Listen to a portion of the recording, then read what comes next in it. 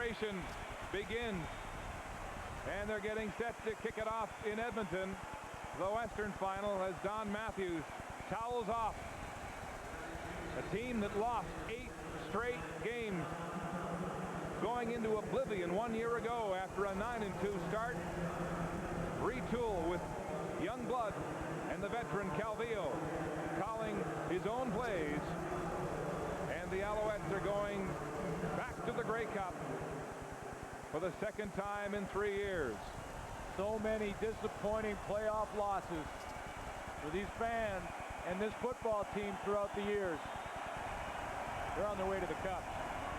Fletcher chasing this kickoff, bobbling it inside his own end zone. He gets out to the 10, across the 15, twisting, and there's nowhere to go as he stops shy of the 20 with 25 seconds to go.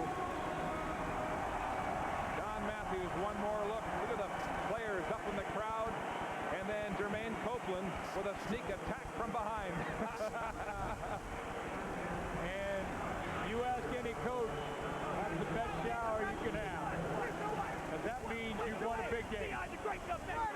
Keith Stokes on the practice roster 1 year ago. Gets his chance as a regular this year and makes good on that. Yeah, threat on offense and on special teams. Copeland, another young man who's made his presence felt this year. Crowd rising, a deafening roar. Ballard complete to Morreale. Argos playing out the string here with a good effort there and a big first down, a 21-yard gain to the 40. It was a good effort from the Toronto Argonauts, who lost their starting quarterback early in the game. A valiant effort from their defense, Joe Mumford and Johnny Scott, the rest of that defensive unit. But the best team in the East, arguably the best team in the CFL all year, is on the way to the Cup. And that's really the way it should be. The Miracles run out for the pinball. An inspirational head coach. Will he be back at the helm next year? Flag on the play. Morreale makes the catch.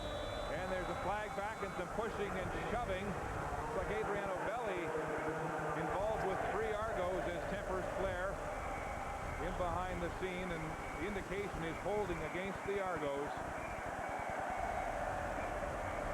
Mark Washington coming into this game in relief of the injured Baron Miles. Now here's the question for Don Matthews. The health of his quarterback with a week before the big game. The health of Lawrence Phillips and his knee problems that have hampered him all season long. Lots to talk about. We lead into the Grey Cup game.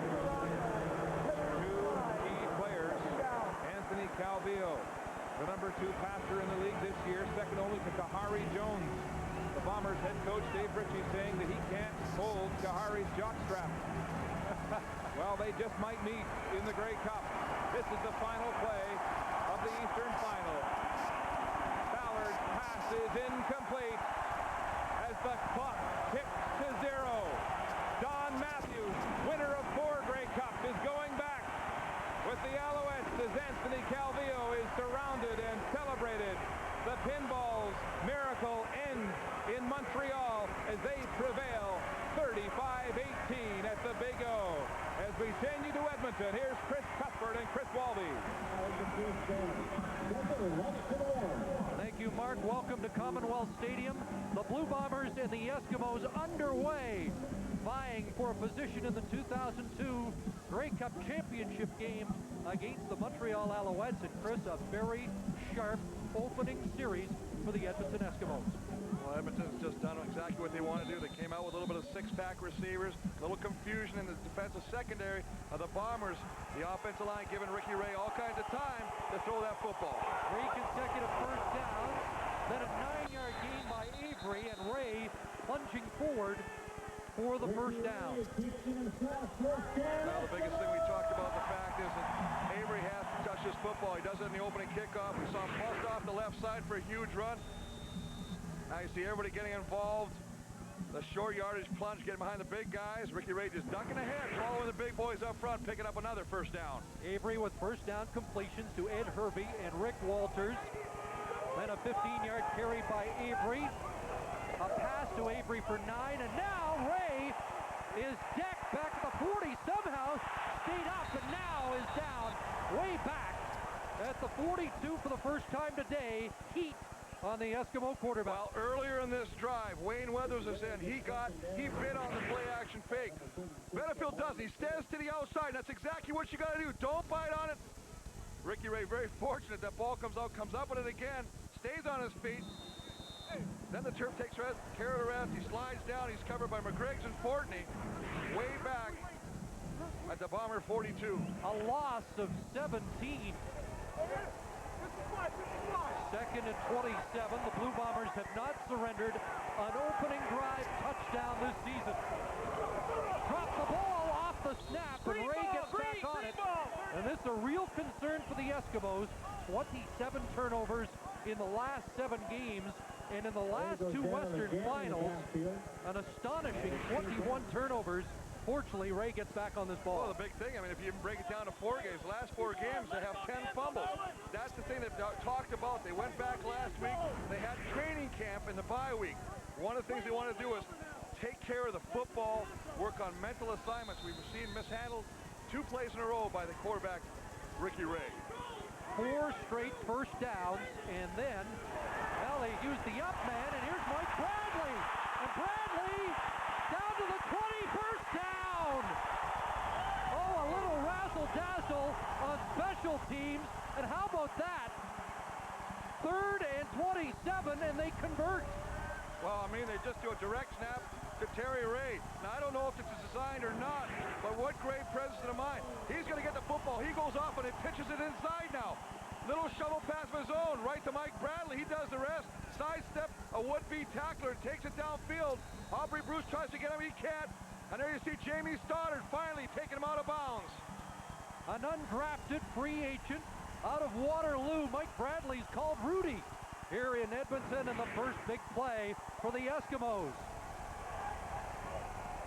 1st and 10, and Ray looks right side. Chris Brazel unable to hang on. Well, I'll tell you what, Mike Bradley loves the fact that he at least gets to touch the football. He hasn't touched it at all since the beginning of August. That's 9 football games. Right away, they come out with a little razzle-dazzle, as you say. Terry Ray, but I gotta love what he does here. Great presence of mind. Nice job, Ricky Ray. Brazil try to come back in, make the catch. And Ricky Bell, who Dave Ritchie says brings a nasty attitude to the football field with the contact. Brazel part of that outstanding Eskimo receiving corps. So while Brazel gets attention, we'll take a timeout. 4.5 minutes in. We're still scoreless in Edmonton.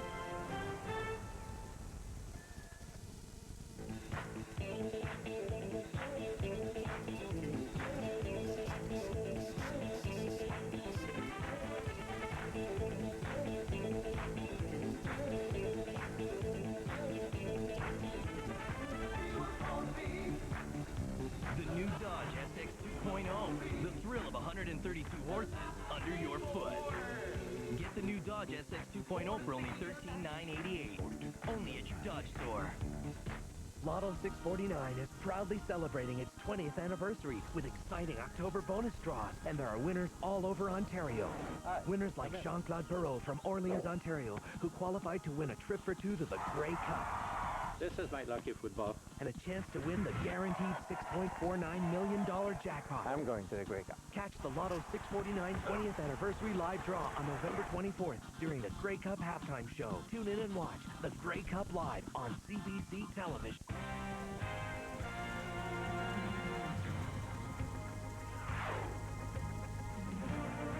CFL on CBC, brought to you by Dodge. Grab life by the horns. And by Lotto 649. 20 years of making dreams come true.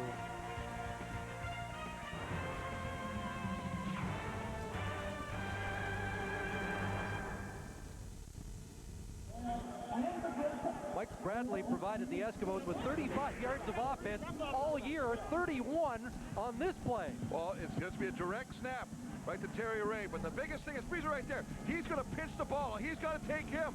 As a result, when he pitches it, he's home free. Mike Bradley does the rest. Does a nice job avoiding tackles and a big play for special teams early. On 3rd and 27, now it's 2nd and 10 for Ray, and that pass off the outstretched hand of Scott Robinson, who took the spot of Chris Brazel, and it brings up third down. And I love the fact, I really believe, especially early in the game, if you're going to run some trickery on special teams, perfect timing. You know why? Because everybody is fired up. They're so focused on doing their assignments, on getting to the punter, a lot of times they forget about even the possibility of a fake.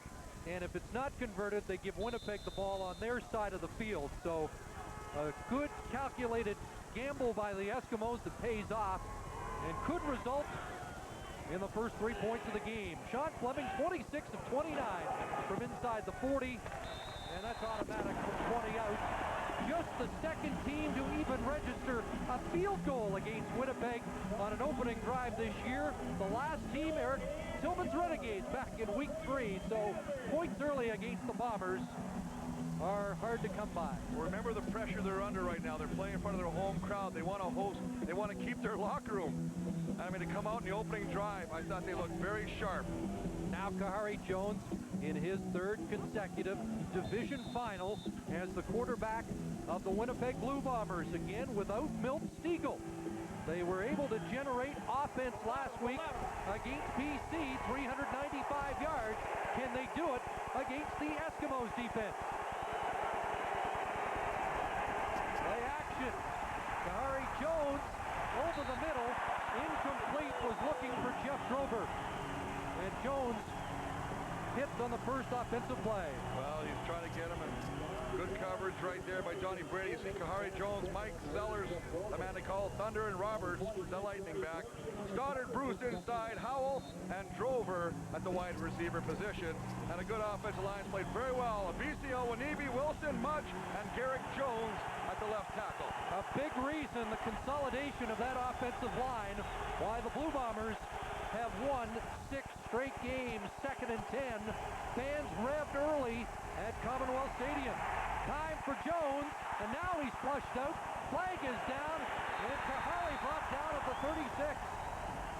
Kelvin Kinney, who played on one leg 2 weeks ago for the Eskimos, getting to the quarterback. Well, they bring 4, and that's just the front 4, defensive line.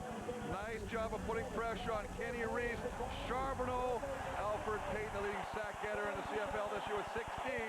The linebacker crew, Powell in the middle, Terry Ray, Signor Mobley at the linebacking position, and a secondary, Kellogg, Garrett Brady, the halfback, Crutchfield, and Malcolm Frank at the quarterback position. Holding penalty declined by Edmonton. Bob Cameron about to punt for the 250th time in his distinguished playoff career. Winston October on a hop, and they get the no yards call as he's down to 36. A 39-yard Cameron punt, and let's check the Canadian Tire game notes. Well, I tell you what, for Winnipeg Bell's attack, you've got to get the running game going, but don't forget the aerial attack. Get those receivers, get them going early. On defense, beware of the six-pack. We already saw that right now. We knew that Edmonton was going to come out with 6 receivers trying to get a one-on-one situation, looking for a mismatch. For Edmonton on offense, you got to get Avery involved early and often. He wants the football. He wants to be the man. They've done some stuff with him already. And on defense, stop the storm. That means you got to stop Thunder and Lightning. That means you got to stop Sellers and Charles Roberts. Well, a promising start for the Eskimos, who put a premium on early offensive success. And we've seen Ricky Ray go to the air, and he's looking deep, and Hervey, did he hang on? Yes! What a catch!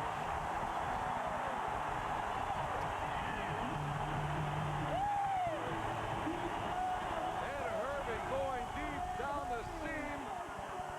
Harold Nash, Ricky Bell. He'd have none of it, but great protection sitting back there. Ricky Ray unloads it deep. Ricky Bell's in there, jars the ball loose, but tremendous concentration to keep focusing on that football and bring it in for a great catch. A man with world-class speed. Ray got the assignment over Jason Moss today, who usually likes to throw the long ball. Terry Vaughn inside, down to the 10, and this Eskimo offense is firing early. Well, this Edmonton offense doesn't look anything like the offense we saw in the last game between these two teams. They're fired up. They're bringing everything out. The playbook, I tell you what, pages 1 to 100. We're going to use them all today. Little shovel pass instead of using Avery. Hey, let's use the slot back. Terry Vaughn, he gets around from the other side, comes across. If he's covered, I'll keep the football. If he's not, I'll pitch it to him. He pitches to him. Terry Vaughn does a nice job. 2nd and 1 from the 11, and Ray punches forward to move the sticks, and now we're in a goal-to-go situation for the Eskimos. And remember, this Winnipeg team has not surrendered double digits in points over the last 3 weeks. Well, the whole key to beating any defense is to keep them off balance, and I think that's exactly what the Eskimo offense is doing now. We've seen the six-back, we've seen the shovel pass, we've seen the deep ball right now. They've actually got Winnipeg's defense on their heels. Chris Brazel back in the game. It's 1st and goal from the 8. John Avery flags down. Avery skips outside. Let's wait for the penalty markers. Well, flag going to the far side of the field. Dave Ewell in charge. Offside. Winnipeg 99. Penalty decline. Touchdown. Wayne Weathers and John Avery into the end zone. A quick Eskimo lead. Well, John Avery, who says, which is really unbelievable, he prefers to play on grass versus turf. He says he feels like he's a better back. But this is all breaking tackles. This is all effort by number 20 as he skedaddles to the outside, breaks another tackle, and takes it into the end zone. Fleming adds the extra point. In the last 3 weeks, they allowed 18 points. The Bombers have given up 10 in the opening 8 minutes here.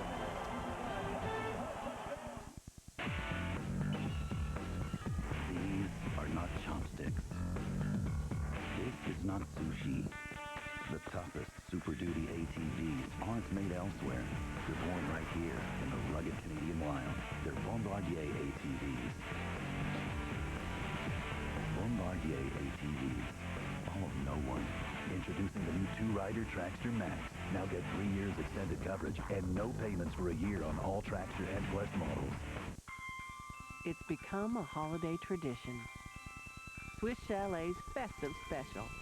Our famous rotisserie chicken, stuffing, cranberry sauce. And our Festive Special comes with 5 Lindor chocolate truffles.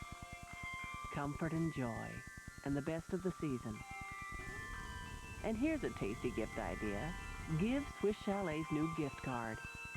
And give the gift of Swiss Chalet. Climate change. Some would wish it away. Some say, delay. But the world's top climate change experts agree. The time to act is now. We need real targets and real time frames. To find solutions quickly, governments, industry, and individual Canadians must work together. The Government of Canada believes the time to act is now. Find out what you can do. Call 1-800-OH-CANADA or visit canada.gc.ca. A message from the Government of Canada. The CFL's leading rusher during the regular season storms in from 8 yards out. Well, the key is, there's your lead blocker, the backup offensive lineman, Tim Balker. He does a nice job of blocking out on Wayne Weathers. Now, Freezer right there. Take a look. There he's out of the picture. It's one-on-one right now. And what happens? Avery just breeds the tackle by Tom Europe and then skips into the end zone. Bombers have not had this kind of adversity in well over a month. Arlen Bruce from his 20. And you can see the green and gold are stoked today. Well, the offense does this job. The special teams, they say, you know what? We're a big part of this football game. We already saw the big punt.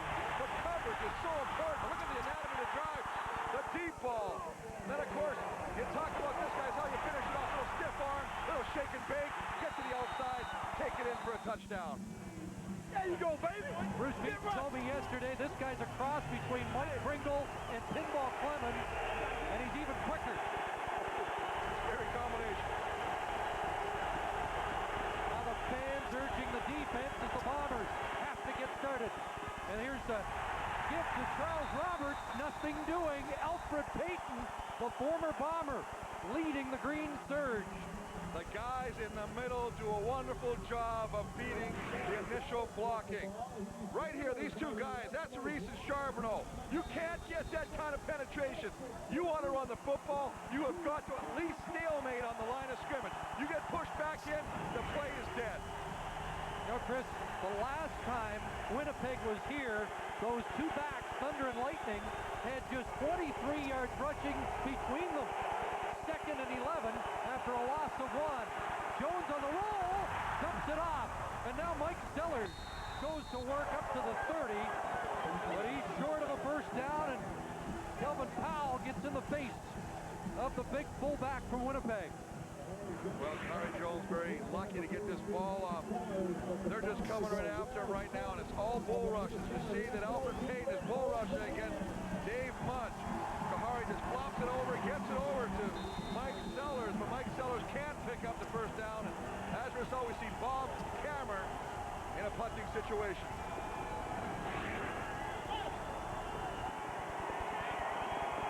Bob Cameron's been in 6 Grey Cups. Winston October had to fight the sun, and another no yards call as he's taken down at the 42, a 38-yard Cameron punt. But no yards will be the call. Well, nice job of the ball hanging up. Bob gets a nice high kick in the sun. Winston October fights off the sun, catches it. No yards. Winnipeg 26. First down. But Milo Lewis on the coverage team within that 5-yard zone, and that'll cost him.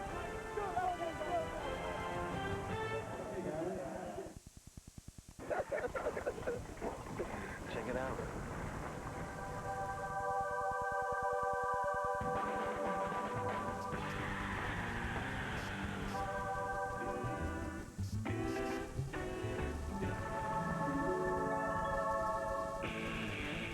Introducing the all-new Ram Heavy Duty.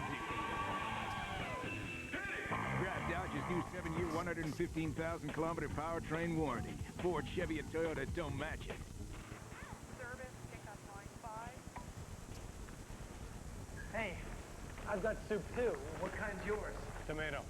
Oh, just tomato? Yeah, just tomato. I only toss soups with one-word names like chicken or pea or tomato. What kind you got there? It's turkey and wild rice. That's crazy. It's not your ordinary soup. It's Tim Hortons turkey and wild rice. Try it or any soup with our new mini baguette, donut, and medium coffee, just $3.39. It does smell good. How do you find them? What signs do you look for? How do you detect the precious few, the people who can think creatively, the financial and strategic problem solvers, the men and women trained to play a leadership role in your business, with the vision and know-how to take it to new heights? Look for CMAs, Certified Management Accountants, shaping the future of business.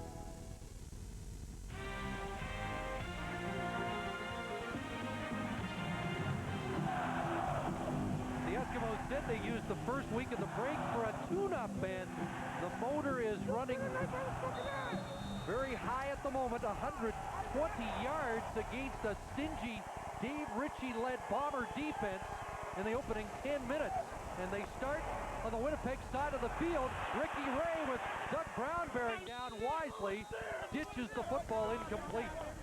They're putting him in bad situations, and I mean that defensively.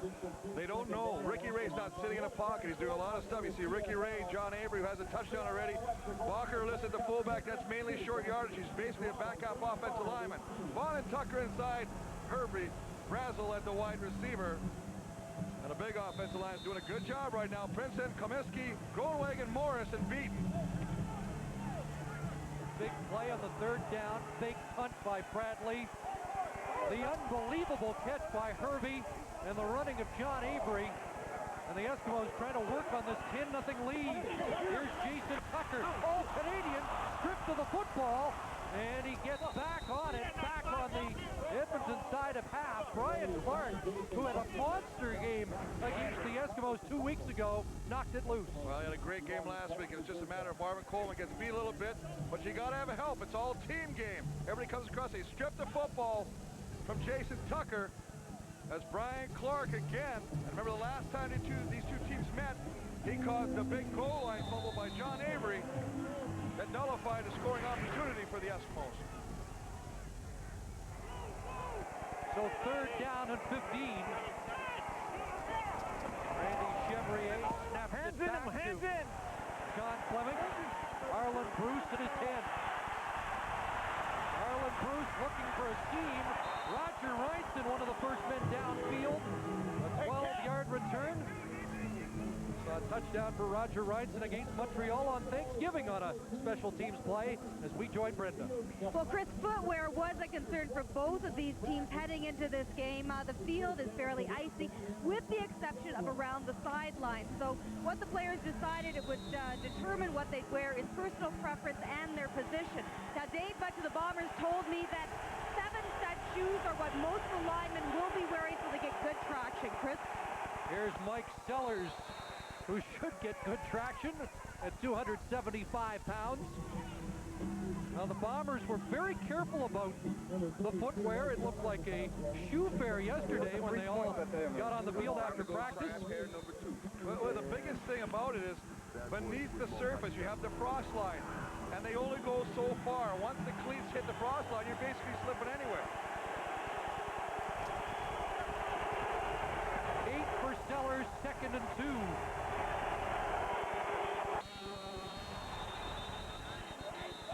Was it time count or early movement? And now the former Eskimo, Sellers and Kelvin Powell resume their debate.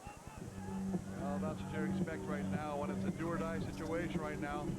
The winner goes to the cup, the loser packs the garbage bags and goes home. And it is against the Bombers. Illegal procedure. Winnipeg 64. Still 2nd down. Well, Winnipeg, the procedure, and all that is a lot of times is the offensive linemen are basically telling everybody else who they have. The defense is doing a nice job. You can see him just kind of rocking a little bit, and that's all he's doing. He's looking down. He wants to see it. When you got that much weight, it's kind of really hard to stop the momentum. Mo got leaning a little too far, and it means it's 2nd and 7. Oh, geez. Jones in trouble again.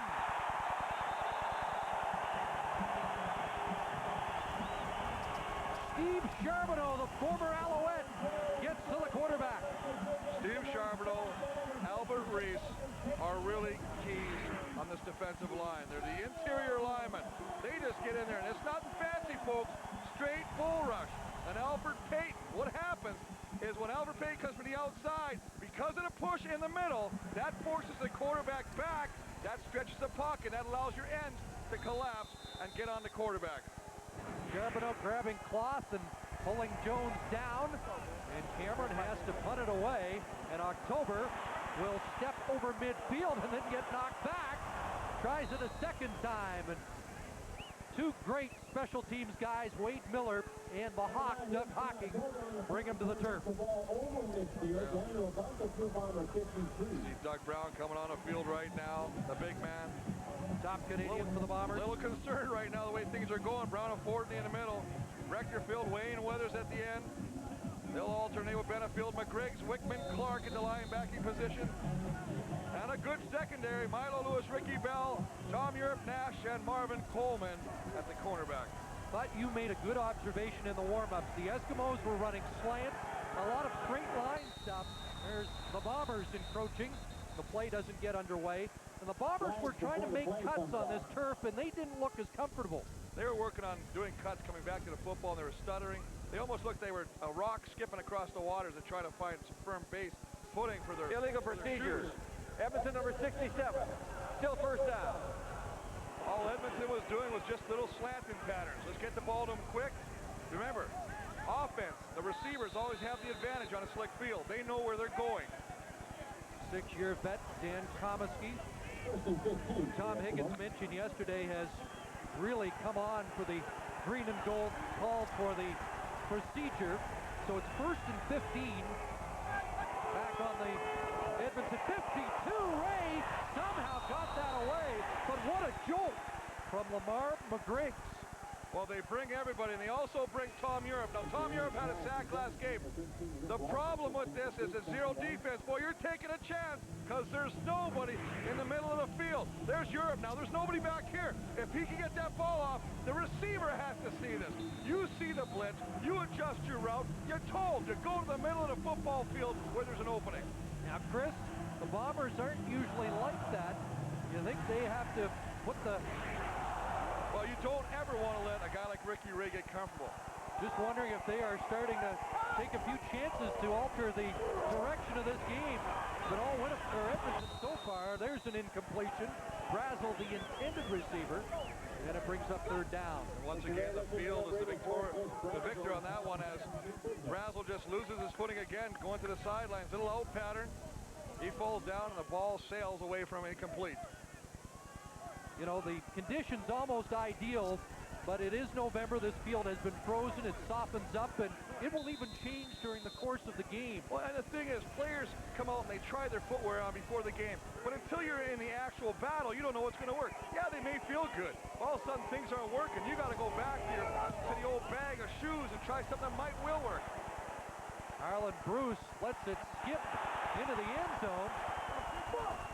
And he'll go back. See if he can draw somebody into that 5-yard restraining. Meanwhile, Sean Fleming was getting beaten up back at the 30-yard line because, of course, he was eligible to come down and grab that football. Nice job by Brad Yamoka. Special teams does a nice job of staying, not allowing Fleming to come down. Remember, there is no 5-yard zone for the punter. He's free. He'd go down and recover that football. Well, Yamoka 30 says, no, I'll have none of that. You know what? There's another positive side to this. This is one of those opportunities, Chris, you can get a lick on a kicker. And you know what? When you got a guy that's kicking at 81% field goals, hey, maybe bang him up a little. Well, it is a 62-yard single for Sean Fleming, and an 11-0 Edmonton lead with 55 seconds to play in a first quarter dominated by the Eskimos. There's Terry Ray, part of a terrific Eskimo linebacking corps. 2 and outs for the Bombers on their first 2 possessions. Mike Sellers puts his head down and tries to run over Kelvin Powell. Jack Kellogg, who missed the first week of practice during the break because of a bruised sternum, also in as we rejoin Brenda. Well, Chris, it's interesting on the Bomber sideline. We've been following this team the past couple of weeks. It's certainly a different Bombers crew. Obviously, they're a little bit disappointed with what's going on here today. Garrick Jones was giving it to teammate Eric Wilson, telling him to keep pushing, not give up, in so many words. Mike Sellers agitated on the sidelines as well, trying to motivate his team. A different mood than we have seen in the past few games anyway. Well, they haven't been able to rev up yet. Here's Kahari Jones on second down, and a flag goes down. The pass intended for Jamie Stoddard and Donnie Brady. Donnie Brady's going to get flagged, as you say. Slides safely into forward passes. Into his team's bench, but I mean, he was all over. Forward pass interference. Jamie Stoddard. Edmonton 26. First down. That's the initial first down for the Winnipeg Blue Bombers. And the interesting thing about that, Chris, is really that ball was not catchable. There was no way that Jamie Stoddard was going to come up with that catch. Brady, of course, just doing his job, seeing him get little separations, figures, I got to do what I got to do. Nullify that, any chance of being completed. Stoddard a touchdown in the Western Semi against BC. His only regular season touchdown came against the Edmonton Eskimos. First down, up at the 47. Jones looking deep, looking for Stoddard, who stretched out, and more flags. And again, it was Donnie Brady. Well, I tell you what, you can't do this. I mean, Donnie Brady's got coverage down the field. Jamie Stoddard just stays on his route, keeps running. Forward Donnie pass Brady interference. Edmonton 26. First down. Tug of the jersey. You can't be tugging. You're going to see the hand just come right. Now he's just going to pull. Just working on that thing. You know, the way I saw that, that's just a hand fight between receiver and defender. But the Bombers get the benefits of couple of close calls that Tom Higgins can't be happy with. Right now we wonder where Charles Roberts is in the Bomber scheme of things. Not in at the moment as Jones looks downfield for Arlen Bruce. Overthrown with Crutchfield defending on the play. Well, Crutchfield and Jackie Kellogg both double coverage. Kahari Jones trying to go deep to the corner, trying to put some points on the board and get Winnipeg back in this football game. All Eskimos through 15 minutes at Commonwealth.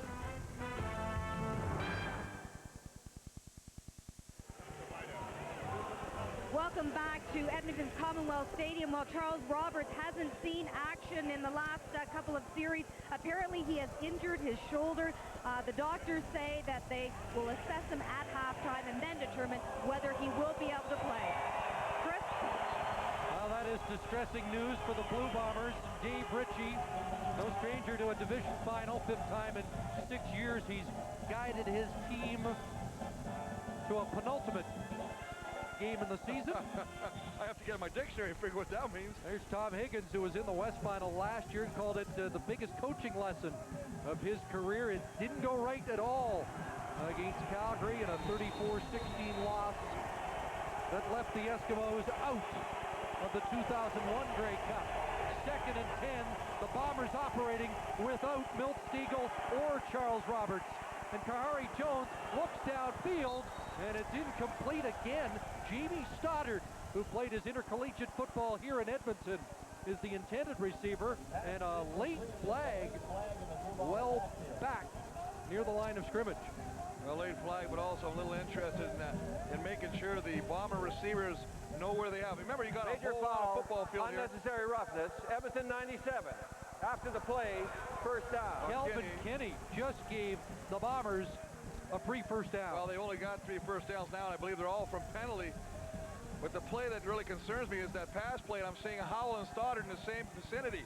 You want to spread the defense out, especially on a slick field. Don't bring them all in one corner. 3 straight first downs for the Bombers, courtesy of Eskimo penalties. So the ball moves down to the 18. Jeff Drover, Arlen Bruce to the right side. Sellers runs to the left, and Mike Sellers down to the 15. That's a nice job of mixing up the defense of the Eskimos, because the defense has been slanting to the fullback. In this case, it's Wade Miller. He goes to the right. What do? They go the opposite way. They just give Sellers its backside, weak side, gets behind the center, Abisi. Nice kick out block by Garrick Jones. They pick up 4 yards, but it's another one of those things that's called a key breaker. Don't allow the defense to understand that you're going to do everything the same way, depending on where the fullback goes. 2nd and 7 from the 15. Jones with time, looks for Arlen Bruce, and he can't bring it down.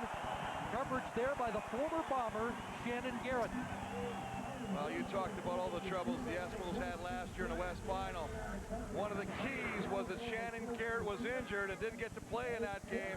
They had to bring some inexperienced defenders in, but I tell you what, Shannon Garrett says, you know what? No Milt Stegall, I'll be all over this man. The next big weapon, Arlen Bruce, right in his hip pocket. So the Bombers drive stalls, and Troy Westwood on to attempt a 22-yard field goal, and the Winnipeg Blue Bombers are on the board. 1:31 into the 2nd quarter. Dave Ritchie's team now down by 8. I'll take this home. I'm getting my locker back. Believe that. Mike Sellers, a former Eskimo, and the team that wins this game will get the Eskimos locker room for the Grey Cup. And Mike Sellers started his CFL career in Edmonton. He wanted a game where he could carry the ball from the first quarter to the end. Be careful what you ask for. Now Charles Roberts out, and the Bombers probably wish they had both. A nice job again going left side, right behind Big Bruce Beaton. Take a look at the quarter stats. We have 2 first downs. These 2 first downs are both the result of penalties. So if you want to really break it down further, there's no first downs by the Bomber offense. Edmonton with 8. I mean, that just affects right here. You took a look at this right here. This will tell a story. 7 to 127. Well, I don't think anybody anticipated that kind of a lopsided opening quarter. Ricky Ray on second down, and a catcher was it? The debased Rick Walters comes down with the ball. Ricky Walters thought he had the catch. The sideline judge comes back in. He's nodding yes, he did come up with a catch. Just going to sit in there, keep Avery in for added protection. This is a nice job of throwing the ball where only the receiver can catch it, Chris. If Rick Walters doesn't come up with it, there's no chance of an interception. Rick Walters was saying yesterday, playoff actions like the Stanley Cup playoffs, a third or a fourth line guy could be a hero, and he makes the catch to keep a drive going, and now John Avery into the open field. Look out! And nailed at the 35 by Dave Donaldson. But John Avery's on the move and got a block from Chris Brazel. Well, John Avery, I tell you what, nice job, but what a wonderful job of the offensive line picking up the blitz. Winnipeg gambled and got burnt. They brought all the linebackers. Once John Avery busted to the initial line of scrimmage, he's in the open field. Then he starts doing what he does best, that's make people miss. Get some help. Key blocks by the wide receivers. 31 for Avery on that scamper. First down. Ricky Ray lost his footing. Somehow stays up. Still going. And Ray does a terrific job just to get back to the line of scrimmage. Anoki Brechterfield finally hauls him down. Well, David Benefield, you know what? You know how to play this game, playing defensive end. You better wrap him up. You're right there. You got a hand right there. You're going against the backup offensive line who's in there for blocking purposes as a fullback. But got to give Ricky Ray credit. Gets out there, beats the sack by Benefield, gets back to the original line of scrimmage. David Benefield on a Grey Cup championship team in BC 2 years ago. 2nd and 10. Ray looked right, dumps it off left side. Avery got by Brian Clark, and it's another Edmonton first down. Little shake and bake on the fine Winnipeg linebacker Clark to spring loose. Well, that's a great call, Chris. Let's run the screen. We're expecting pressure. You know what? Let's let everybody in.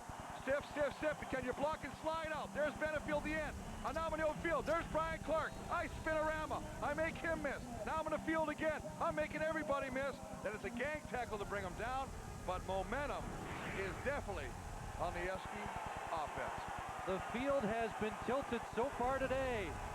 1st and 10. Bradley getting a call. The man who really started things here with that big punt.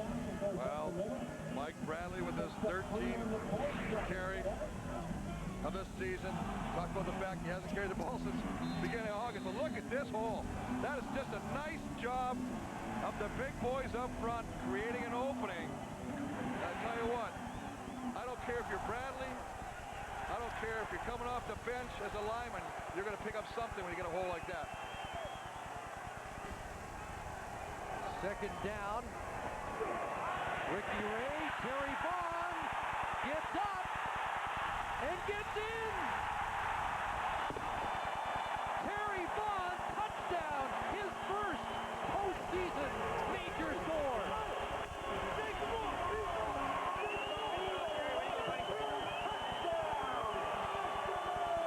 As you say, Chris, the first preseason or postseason touchdown. First touchdown last 2 games. I mean, he is touchdown Terry Vaughn. That's his initials. But again, you gotta love the way that Ricky Ray, love to rhyme when I talk about it, gets outside and he mixes up his play selection. He runs the screen previous, then he hands it off to Mike Bradley, then he goes back, stretches him out, goes to the wide side of the field. Terry Vaughn does a nice job of going down, and that's the veteran presence. Picks it up and takes it into the end zone for another score. Straight 1,000-yard receiving seasons for Terry Vaughn. Hard to believe he's never scored. Well, I tell you what, right here, this is Bruce Beaton, and what a nice job he does on David Benefield. Let's run it right here. Now, he takes him way out there. Now, freeze it right here. Look at the line. Look at the throwing lane the quarterback has. That's what you want to do. You create that kind of opening. Your quarterback in a comfort zone. And I tell you what, you're just in trouble the whole day unless you get some pressure. Arlen Bruce on the kick return, and Bruce does a nice job and still going. Arlen Bruce across midfield, and Winnipeg needs that. Down by 15 after the Terry Vaughn touchdown. Again, his first ever in the postseason. Well, John Avery with this tremendous burst, 31 yards. There comes across, and there it is. A nice thing, and what great presence of mind. Terry Vaughn to get up and find the end zone and increase that lead to 18-3. Eskimos have points on 4 of their first 5 possessions. And now Winnipeg with their best start at the 43 of Edmonton. Mike Sellers. And again, the Winnipeg Blue Bombers without Charles Roberts, without Milt Stegall. See the defenders right there. Dougie Brown, Ricky Bell, they're all looking. Got to get it figured out. Well, you play 4 quarters, but take a look. Mike Sellers going to get the ball, and as soon as he gets the ball, you want to know how to wrap him up? You get him right at the... As soon as he gets that football in his mitts, you don't let him build up any head of steam. Nice job by the Eskies defenders. Sellers lost 1 second and 11. Here comes the blitz. Jones stands in. Chad Plummer with the catch. And a first down, a flag down in the Winnipeg backfield. Chad Plummer, the former Argonaut, added after the injury to Milt Stegall. Well, he's a big play receiver. Major foul, roughing the passer in the head area, Edmonton 97. First down. Kelvin Kinney with his second roughing the passer. They'll tack in an additional 15 yards. But look at this job right here. That's a great job by Mo Elwanibi getting outside, picking up the blitzing Jackie Kellogg, which allows Kahari Jones that extra second to get it to Plummer. So the infraction caused by Kinney's straight arm to the head. And once again, the Bombers offense getting help from an Eskimo infraction. First down at the 17. Kahari Jones for Arlen Bruce, held up. And the ball falls incomplete, and again, battling Shannon Garrett. Arlen Bruce, you don't want to worry about drawing a flag. Just do your assignment. He stops running this route. He starts playing to the referee, trying to draw the flag. You got to keep going. Go where you're supposed to go. Talked about it earlier. You got to stay in there. He's saying, hey, you know what? I'm interfered with. Just keep going. If you keep going, there's a good chance Shannon Garrett may draw the flag. Just 1 catch for Bruce last week, a focal point without Stegall. And as you mentioned twice now in the end zone, he's cut his route short. 2nd and 10. Jones looked across for Grover, incomplete. And the Eskimo defense stiffens. Well, just going to try and slide Chad Plummer to the outside and drag the wide receiver Jeff Grover across the middle. But again, it all comes down to coverage. They recognize it. The secondary of the Eskimos sees this. They switch off. Darryl Crutchfield 4 sees who he's got. It's all communication. Does a nice job of staying with the receiver and making sure that's not a complete pass. Under 7 minutes remaining in the first half. And Troy Westwood attempts this from 24 yards out. And the kick is good. So it's now a 12-point Edmonton lead here in the first half at Commonwealth. A walk down memory lane all next week on CBC Sports. Join Mark Lee for a look at some of the best Grey Cup games of all time. And tomorrow night, Mark has the 1961 contest between the Bombers, the Ticats, and Chris. It was the only CFL Grey Cup game ever to go into overtime. It was a good one. It was a classic, no question. I think it's Don Whitman's favorite game of all time. There's John Avery getting outside again. Well, you talk about the 1961 Grey Cup game. How about the 1960? Let's go back 1 year where the hockey score between these two teams. Edmonton beating Winnipeg 4-2. You know, between 1950 and 60, 9 times those two teams played together, Edmonton and Winnipeg. John Avery, the leading rusher in the Canadian Football League, just the 3rd Eskimo ever rushing title. Second and short, and Avery somehow ducked underneath and got to the 45. That should be enough for the first down, but I think Avery has silenced some critics here in this opening half. There's a lot of concern about the way he finished the year fumbling the football. Well, you know, he walked out of an interview earlier this week when a reporter kept talking about the case of fumbleitis. He's tired of hearing about that. He said, you know what? I've had to work with two quarterbacks. We had Ronald Williams in here. I was splitting my reps. I wasn't getting the normal carries. As a result, I got a little rusty. He says, you know, you make me the main man, and I'll correct that problem. First down, Edmonton. Back to Avery. And, boy, he can accelerate with such a small opening to take advantage of. Well, you just, I mean, it all starts with the big boys up front. They're just doing a nice job of getting a block on everybody. And then, of course, Avery is just making people miss. He's explosive, and when he gets through there, he's got such great lateral movement that he almost moves the same way at the same speed sideways as he does north and south. Already with 82 yards rushing, he has 3 carries of over 10 yards. He had 51 of those during the regular season. And now Ed Hervey, a flanker screen down to the 48-yard line. Well, remember, when you're talking about Avery, here's a guy from the last 3 weeks who hasn't had a 100-yard rushing game. And remember this as well.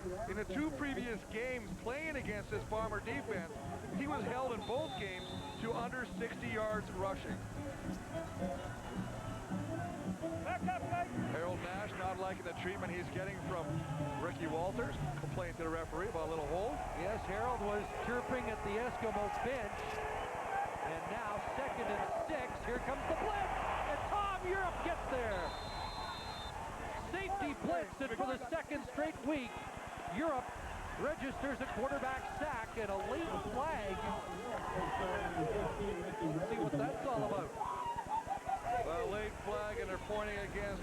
But I tell you what, just bringing a blitz from the wide side of the field. Unnecessary roughness. Winnipeg 36 was after the play. First down. Lamar McGriggs called for unnecessary roughness after the Europe sack. Well, Tommy Europe just coming off the side. They've done this earlier. Just coming from the bottom. He's just going to come right from the backside here. It's a nice job. Now, we talked about experience. Kahari Jones having a little bit more experience than Ricky Ray. Ricky Ray has to see that. Take a look at the whole line. You see 13 up there.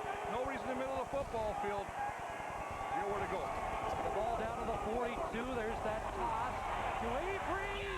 John Avery, one man to beat. And Europe saves a touchdown. Oh, it's an Avery showcase so far today. How prophetic. The John Avery said, I promise you, you make me the man and I will deliver. And he is doing just that. He says, I want to touch the ball. In both games against Winnipeg, the most times he's touched the football is 12. Well, he's been a showcase already in this first half. He just loves it. And one of the things about John Avery is he gets stronger, much like all the great backs with each carry of that football. He said, look forward to seeing some fireworks today. He's running like the old schoolhouse is burning. Keep it on the ground. This time it's Bradley. And he's down to the 18. Brian Clark, Anoki Brechterfield with the tackle. 12-point lead, clock running. With 3:33 to go, John Avery taking one play off to catch his breath right back in. And I like the fact that they're allowing Mike Bradley, the first-year guy out of Waterloo, to get some action. He actually does a nice job. It's plugged up, and he cuts it backside. John Avery was saying, if I get hurt, Bradley's just as good. I think he'd get an argument on that one. But Mike Bradley's done a nice job today. 2nd and 7. Ray, Hervey, incomplete. Ricky Bell in coverage, and the pass behind Hervey. Well, Hervey had what he wanted. He wanted to get to the inside of the field. Ricky Bell does an equally good job of staying with him and then breaking on a football. Look at the break. Once the ball's in the air, he closes the distance between receiver and defender and makes that an incomplete pass. 3-minute warning given to the benches here. First half in Edmonton. Completed the first half in Edmonton, and already John Avery over the century mark. And he has said in the past he prefers to play on the natural grass at Commonwealth Stadium. although he calls those his combat boots. He says they slow him down a little bit, but nothing wrong with the traction or the speed in the first half for the Eskimo running back. Well, the last time he had a 100-yard-plus game was back on October 6th against Ottawa, when he rambled for 155 yards and a couple touchdowns, and boy, he's well on his way right now. John Fleming just missing a 26-yard field goal. It goes for a single point. That's all we got to score. That's my fault. That's all we got to 19-6. We talked to John Avery about his prep for this game. It's on the line, and I've got to perform. You know, don't worry about me. I'm gonna take care of myself. So it's like, you know, people like to try to bring up things and say, is this gonna be a problem? Is that gonna be a problem? I said, the only problem I have is that I'm not playing yet. You know, I can't wait till tomorrow. That's what I'm looking forward to. He has answered any critics that he has had in the lead up to this game in the opening half. 13 points is the Eskimo lead. Let's see if Winnipeg can capitalize on that missed field goal.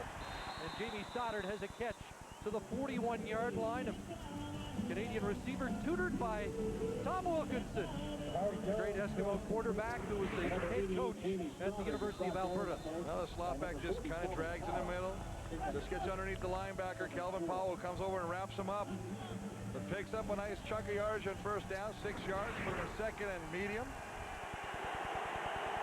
Yes, Wilkie deserving his place on the wall of honor at Commonwealth. 2nd and 4, screen, Sellers gets the block from Elwanibi, and Mike Sellers is across the 50-yard line. Steve Charbonneau pulling him down, not before the big back gets the first down. Well, it's a nice job, but it all starts again. I mean, you're going to run a screen. They love getting the ball in this man's hands. 33, the Mack truck. Just going to, again, do the same thing. Bataille's blocking and slide out. 64, Elwanibi. Nice job of just crushing the defender, creating a little bit of a seam for the big truck to run through. Got a block from Arlen Bruce. And now a penalty marker down as the Bombers approach the line.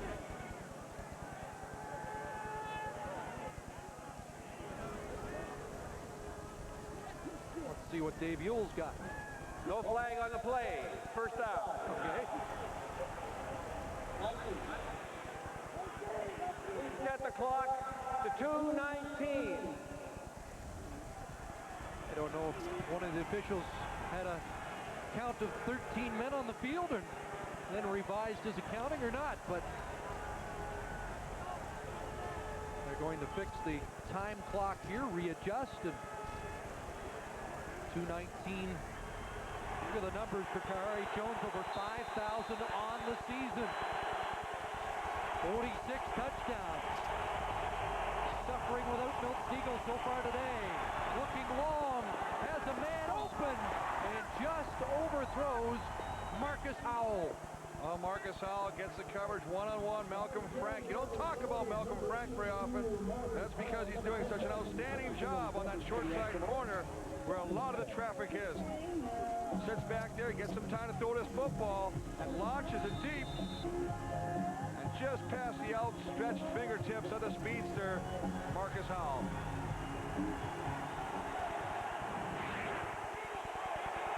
Second and 10 for Kahari Jones and the Bombers.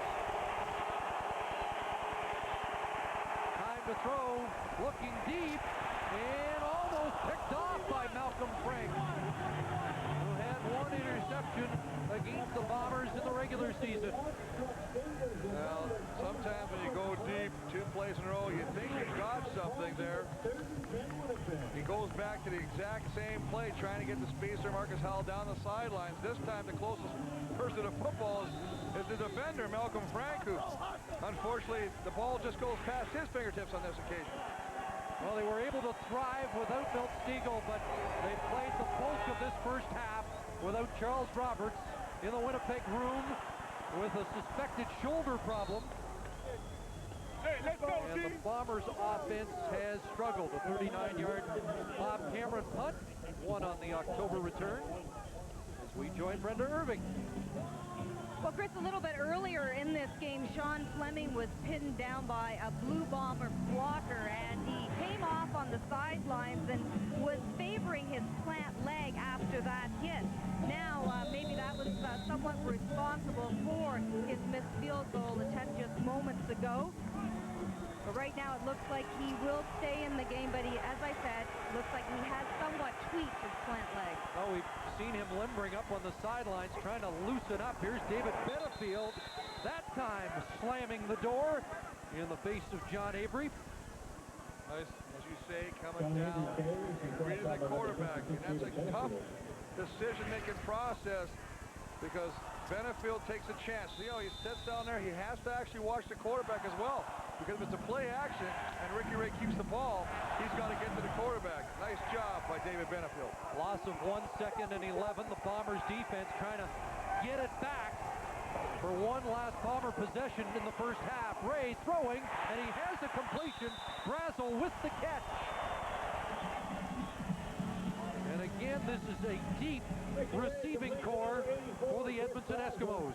Well, I really like the way he throws this football right over the linebacker. I mean, he just gets over there. I mean, they're doing a double high-low coverage technique. Ryan Clark's going to take the low.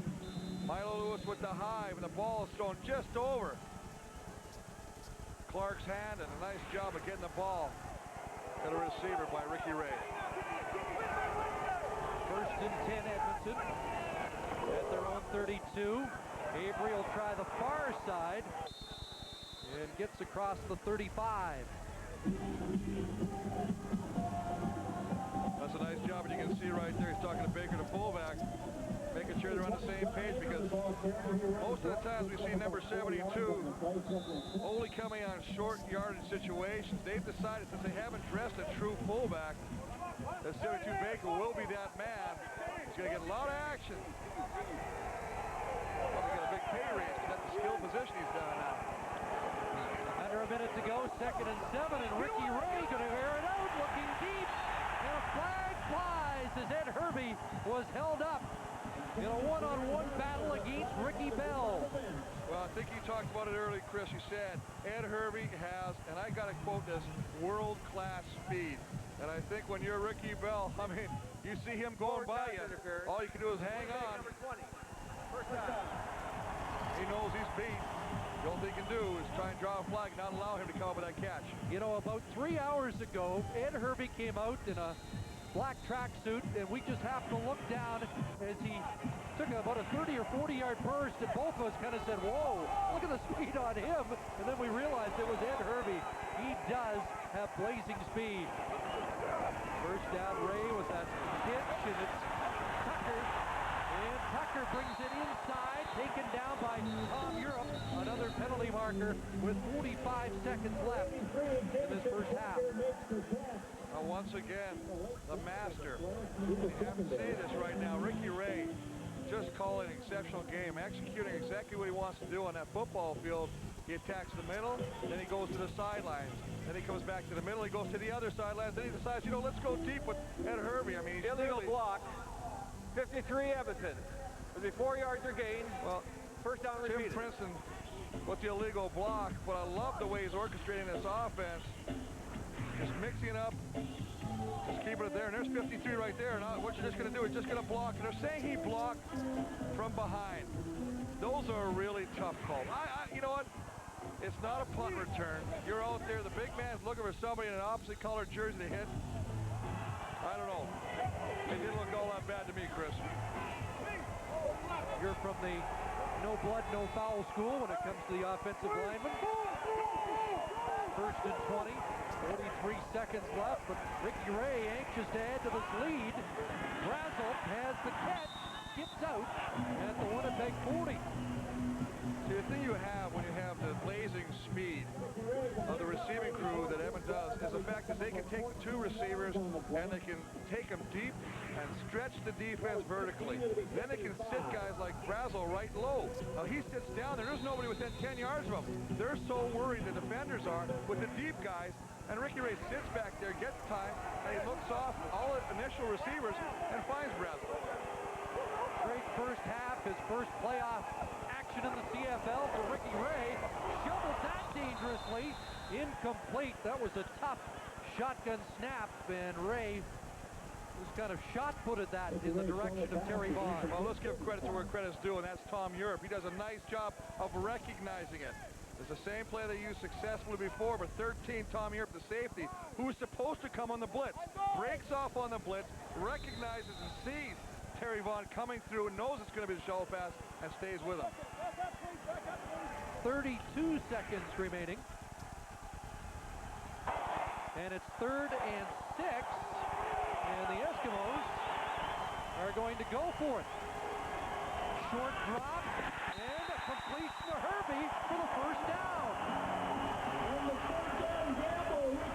Well, you wondered if that's more evidence that Sean Fleming's hurt. They elect to go 3rd and 6. Could have given Winnipeg the ball back. I don't think it's that at all. I think it's just confidence right now.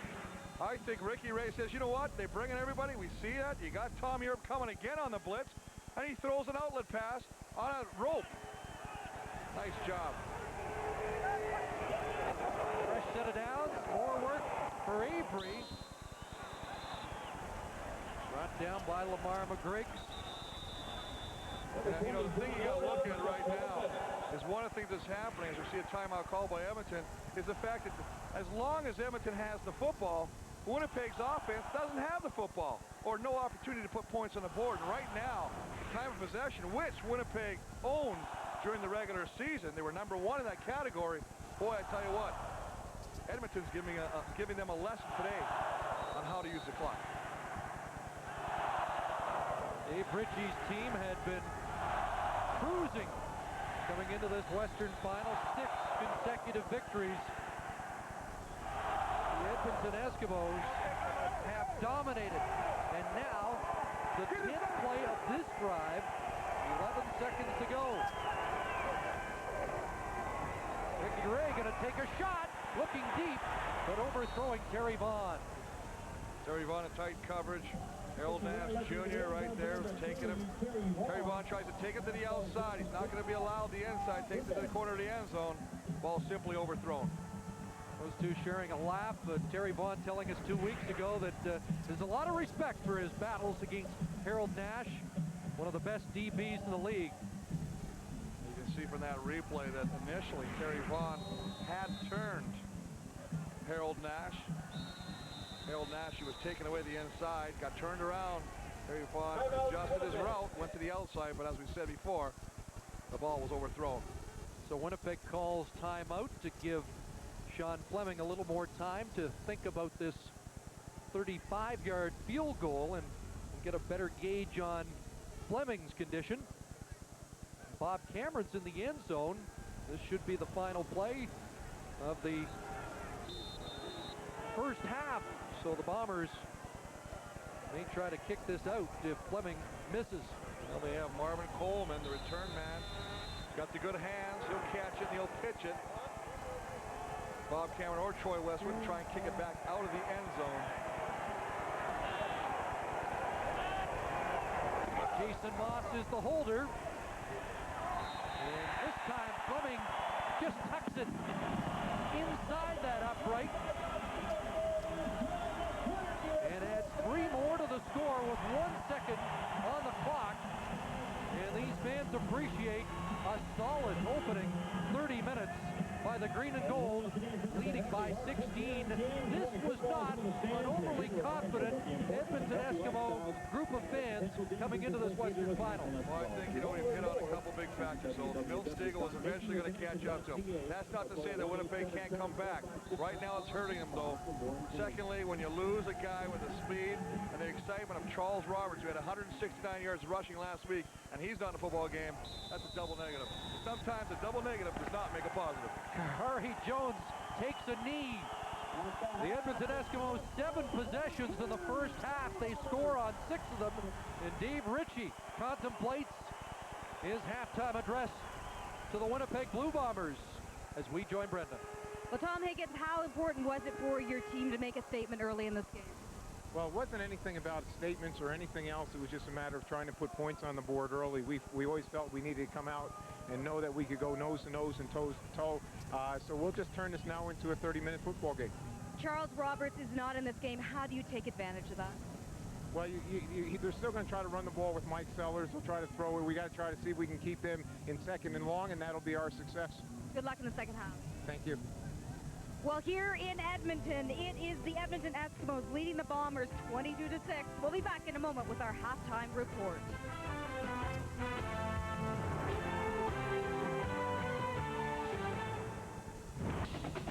Canadian Football Heroes. Brought to you by Standard Life. Halftime of the Western Final in Edmonton. The Eskimos leading the Winnipeg Blue Bombers by a score of 22-6. Back live here at a now deserted Olympic Stadium in Montreal, where earlier today the Alouettes advanced to Edmonton next week, beating the Toronto Argonauts 35-18. Don Matthews going back to the Grey Cup. Don, congratulations. Thank you very much. Yesterday I said to you, you've had a layoff. The team's got to be a little rusty. You said, no, that's not the case. And Pinball Clemens then said to me, no one prepares a team better that's been off for a couple of weeks than Don Matthews. What is your secret? Well, the thing that we have with our football players is they buy into our system so thoroughly that when we do go to practice, they fly around at such a high level of practice. It's almost like game-like conditions. So we never really miss that aspect of it. Even though we're not playing in games, they are practicing against very, very fast players on the other side of the line of scrimmage. So it's, again, it's almost like game-like conditions. Eric? Don, you mentioned 14. You mentioned your style of being aggressive on defense, flying around. 14 first-half points off that defense. You have to be pleased with the way they played. Well, they, you know, a lot of turnovers sometimes are lucky. I think they caught a pass, fumbled, and we just picked it up, ran it in. But we were pressuring right from the get-go, absolutely. That was the plan. We felt that we could get to them very, very quickly because of the speed we had on defense. And Danny, I think you'll attest to the fact that when you play our defense, you have to almost change your offense a little bit to actually protect against our defense, because we are a very aggressive defense. Yeah, the biggest thing is you got to get the ball out of your hands as quick as you can and get it to the right receiver. Now, Coach, was there any consideration of Anthony not coming out of the game with like less than 3 minutes ago? No, there was none whatsoever. You know, Danny, AC is going to be my guy right to the end, and he's a tough guy. He's going to be fine next week, and I want to make sure that this game is in the bag before we start putting substitutes in. We got some videotape. Can we roll the crowd, that tape from earlier? You said to me, we earned home field advantage, and the noise will be an advantage. Talk to me about the Argos. They appeared confused in those silent snaps. Well, there was no question that the crowd was on our side, and it did have an effect on the game. I know one time they had a 3rd and 1, and they were going to try to go for a quarterback sneak, and a guy jumped offside, and then it was 3rd and 6. They had to punt the ball. So different times they made mistakes because the crowd noise was so loud, and all of the times that happened, it worked to our advantage. We got to go. Edmonton up big at the half. Any preference, Edmonton or Winnipeg, or are you just happy to be going back? You know, I really wish I had a preference, but I'll tell you what, they're a couple of tough teams, and whoever shows up is going to give us all we need. Good job, Don. Congratulations. Thanks a lot. Don Matthews and the Alouettes going to the Grey Cup.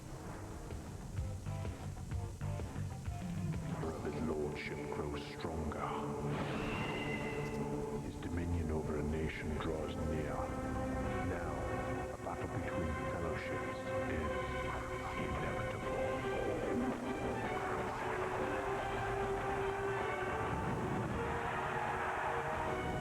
road to the Lord Grey's Cup continues. Brought to you in part by Lotto 649. We demand that the government of Canada discourage the Canadian tradition of placing senior citizens on northern ice floes and leaving them to perish. The most popular special in the history of Canadian comedy. And you're a prop here? Yeah. Rick Mercer is Talking to Americans, Friday at 8 on CBC. He's at the center of the latest royal scandal. An interview with Diana's butler, Paul Burrell. A Canadian exclusive, featured tomorrow night at 10 on CBC News The National. And Tuesday, a 1-hour special at 9, followed by continuing coverage on The National. On, there's our host location, you know. It's like golf, fellas. We can almost whisper. It's so quiet in here. Danny McManus, Eric Tillman, Brian Williams. At the half, the Eskimos lead by a score of 22-6 over the Winnipeg Blue Bombers. Let's take a look at first half highlights. And Danny, why don't you begin with that special teams razzle-dazzle? There's a 3rd down 27 situation. There's a direct snap to Terry Ray, and he pitches it to Mike Bradley. this is the opening drive. This is something that Coach Higgins probably had planned for a long time, and they get 3 points out of it. And you have to love this Edmonton game plan. 5 and 6 receiver sets. They attack upfield. Ed Hervey, a terrific catch here. You know, Ricky Bell actually is in great position on this play, but this shows you the value of concentration. Watch this closely. Look the football in, young people. That's how you make big plays. And John Avery on the search. You see those sweet feet? That's why he's a special player. He bounces it. Oh, my goodness, is this guy unbelievable. Walks in for 7. Terrific first half of the Eskimos. And not only are they doing it on the ground, they're throwing the ball, too. Ricky right here throwing the ball to Terry Vaughn. Watch this play, getting up, make the guy miss, finding the end zone, and diving in for a touchdown. Eric, prior to this Western game, you talked about Edmonton's got to spread out the Winnipeg secondary. Yeah, well, I just think that, you know, I have so much respect for Edmonton and their front seven, and everyone in the league does. And Danny Machocha's come out with a great game plan. They've attacked them, you know, they've spread them out, and now as a result, you know, they're getting the ball to Avery in so many different ways, and, you know, they've got them off, they really have them off balance. Winnipeg is a talented team, and I think the key for them right now is to maintain their composure.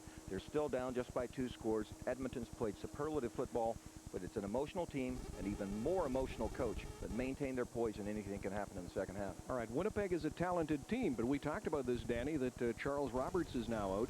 You're Kahari Jones. What do you do in the second half? It's a tough call. He's got 2 of his weapons that are gone. Right now, he's got to start using all of his guys. Now, look for Mike Sellers to get something going on. Arlan Bruce is going to be a main target for him in the second half. Don't press yourself. Don't try to throw the ball upfield, and you're going to go right into what Edmonton wants you to do.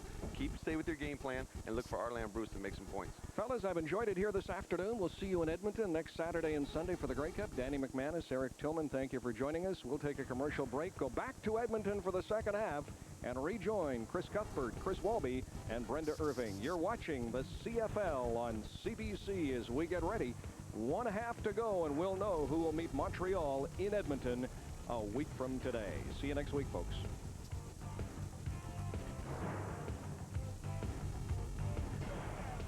There's a look at the host city for the 2002 Grey Cup game, brimming with anticipation right now because of that score as we join Brenda Irving.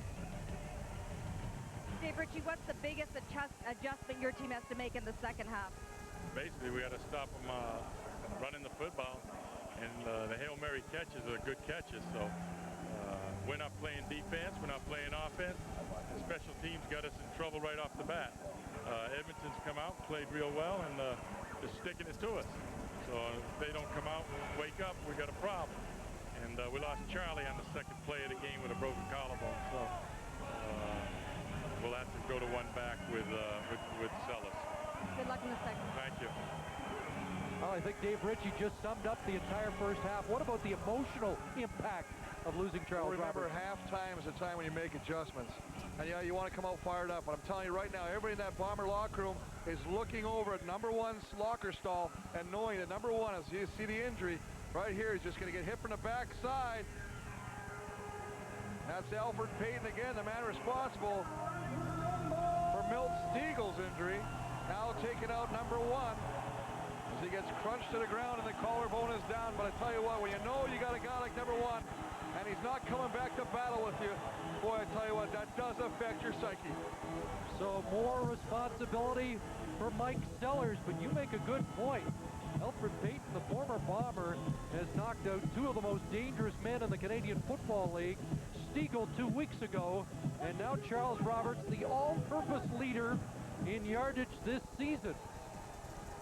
So can the Bombers climb back in this?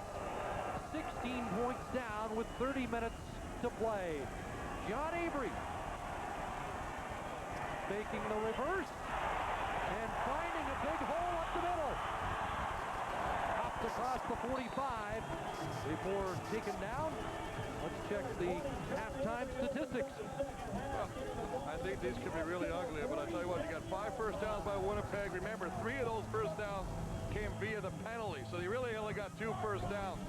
289 net yards to 36, and of course the other one, time of possession, 20 minutes to 9. I mean, that's just key right there. And Chris, for the Eskimos, I think that's 0 in the turnover category, critical after 27 in the last 7 games. Ricky Ray said we can't play afraid to make a mistake. He's been relaxed and going deep. Brazel's got it.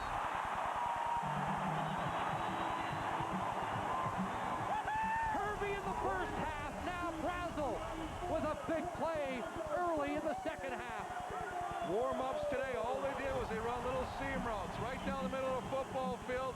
We've seen this earlier with Herbie, this time Brazel. Razzle, dazzle, Brazel, right down the seam, splitting the coverage. There's the safety, Tom Europe coming over, but a little too late as Brazel does a little bit of the spin after he catches the football. He missed 7 weeks with an injury and actually sidelined by the great play of Jason Tucker. Now they're both in and both doing damage. As John Avery's first carry of the second half is a short one. 46 yards, by the way, the pass to Brazel. Well, you can tell Ricky Ray's passing charts. Obviously, the whites represent the completions, the yellows, the touchdowns. We saw Terry Vaughn catch a nice little touchdown pass, and he's gone deep. This is the big thing right here. He's going deep with the ball, stretching that defense. 2 yards for Avery, 2nd and 8 from the Winnipeg 16. Here comes the rush, and a backside put to Avery. John Avery down the... And he's knocked out. Let's see, they're going to mark him at the 1.5-yard line. Avery says, I was in. Well, it's smart play selection. We talked about this. I tell you what, Edmonton's not missing a beat for the first half. They come out, it's just going to be a little slip out. Slips out to the back. Now what happens is it's one-on-one. It's Avery against Wickman, 55. You know, Wickman, you're a tough linebacker, but you're very rarely going to win that battle with the shake and bake artist and the speedster, John Avery. I think Avery had a case. Looked like he got the pylon as he was going out. Avery nailed here, stretching into the end zone. Touchdown.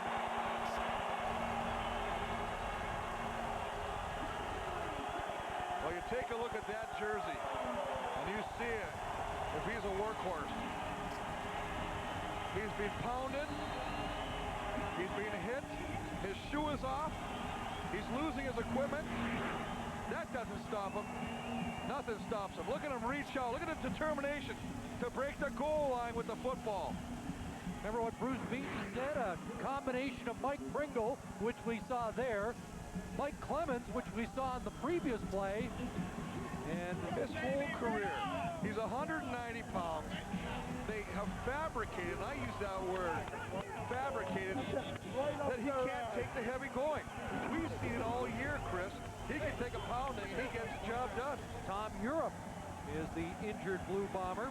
In fact, he takes more pride in his blocking. He says there's nothing better than laying a wallop on a guy that weighs 100 pounds more than him. I've seen him early in this game already talking about blocking, picking up a blitzing linebacker. On that occasion, it was Lamar McGriggs. He was a great linebacker when he's rushing the quarterback, and he just stopped him in his tracks. The complete package, John Avery. Hey, mama.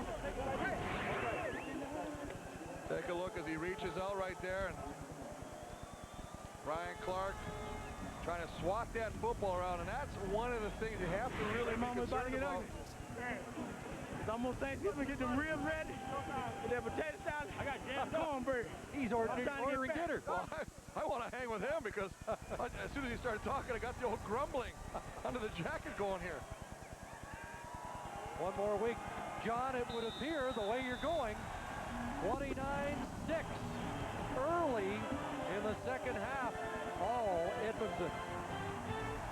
Offensive coordinator last year with Montreal, and what a package he has put together for this Western Final. Remember last week, he was in the booth, him and the head coach Tom Higgins, watching Winnipeg dismantle the BC Lions. And he said, it gives me an opportunity to test out tendencies. He plays a game in his mind to see what they would actually do in certain situations. He comes back, it's a free script for him. Arlen Bruce. Little stutter step, break through, and Arlen Bruce across midfield. Second good return for Bruce. Winston October. Hey, D-Shaw, hey, Trey. Stopped even more damage. And it all starts by being aggressive. You talk about Rick Ray not sitting there. He goes deep and then swings it out to John Avery, who looks like he's in the end zone, but decides, if I'm not in the first time, I'll make it the second time, and he makes no doubt about it on that one. T-Shaw, Trey, Daddy love y'all. I'll be home in a minute. How about that hit? Even Brechterfield making contact down at the 1, and He couldn't slow up John Avery. Kahari Jones got to get it going. 4 for 12, 33 yards for the first half. As Chad Plummer. And Plummer got by Donnie Brady for a first down. That's a nice job again of protection from the offensive line. And I think one of the things you got to look at, first thing that pops out of your mind, take a look at this. Here's the only completions, only 4 completions. You can see that they're all short, safe routes. Nothing deep has been successful for the Bomber quarterback. What a difference a year makes. The Eskimos secondary shredded last year by Calgary in the Western Final. First down for Jones. And Jones nails Albert Reese, who was second to Alfred Payton in quarterback sack. Gets to the Bomber QB. Now Jackie Kellogg's in their way. He's also coming. As a result, it puts the offensive lineman in a bind. Eric Wilson slides out, creates a little bit of a gap, and Albert Reese does the rest. He's just going to come around on a twist, comes through, he gets penetration. The offensive lineman, the center, and the guards have got to be on the same level against twisting stunts by the D lineman. Second and 18. More pressure. Harry Ray back at the 50. I'll tell you what, there's sometimes, Chris, that you only dream of having a game like this where everything you do offensively, defensively, and special teams works. And right now, that's the script we're seeing right now. Everything is going the Eskimo way. Just a blitz from the backside. Terry Ray coming around. They got pressure from the front side by Mobley. Nowhere for Kahari Jones to get that football to. And as a result, another sack. Bob Cameron. Short punt. Winston October. Across the 40-yard line. Well, this Eskimo defense has punished Winnipeg today. Probably no bigger play right there than taking Charles Roberts out of the game. I've been really impressed with the 2 big men in the middle. Charbonneau, Albert Reese have really come to play today. And when you get the pressure for the 2 big boys in the middle of your defensive line, it sure makes it easier for the rest of your defense. Well, Steve Charbonneau wants so desperately to get to the Grey Cup to play his old team. And remember, when Montreal last went to the Grey Cup, he was hurt 2 days before the big game. John Avery chewing up more yards. And another first down. That's his 4th carry over 10 yards today. Over 50 10-yard runs during the regular season. Well, the thing is, coming into this football game, the team that was peaking at the right time, coming off 6 straight wins, was the Winnipeg Blue Bombers. I tell you what, and they looked at Edmonton, 1-3 in their last 3 games. They thought, this is a team that's struggling. Well, I tell you what, the role reversal is pretty amazing to watch. First down at midfield. Ray rolling left, pulls it down. And Ricky Ray's got another first down. To the Winnipeg 40, Ricky Bell with the tackle. Well, David Benefield did a nice job when they ran this earlier. He stayed in the middle and made a nice tackle on the running back. Little play action, and he gets outside, so he takes Avery. That allows Ricky Ray to get to the outside. But you know what? Here comes, right around the corner, Ricky Walters saying, you know what, if I'm not going to catch the football, Ryan Clark not too happy with John Avery, figures I'll give him a shot. Might be the only time you knock him down without the football. Just past the 6-minute mark of the 3rd quarter. Back to Avery. Down to the 35. I mean, there's a lot of time left in this game. A lot of things can happen. We've seen stranger things. But right now, Edmonton is playing at such a high level. They're having fun, and everything is working right now. You see Kahari Jones just sitting down there, frustrated. He's got to get something working right now. They got to get on the same page. They need something to spark that offense.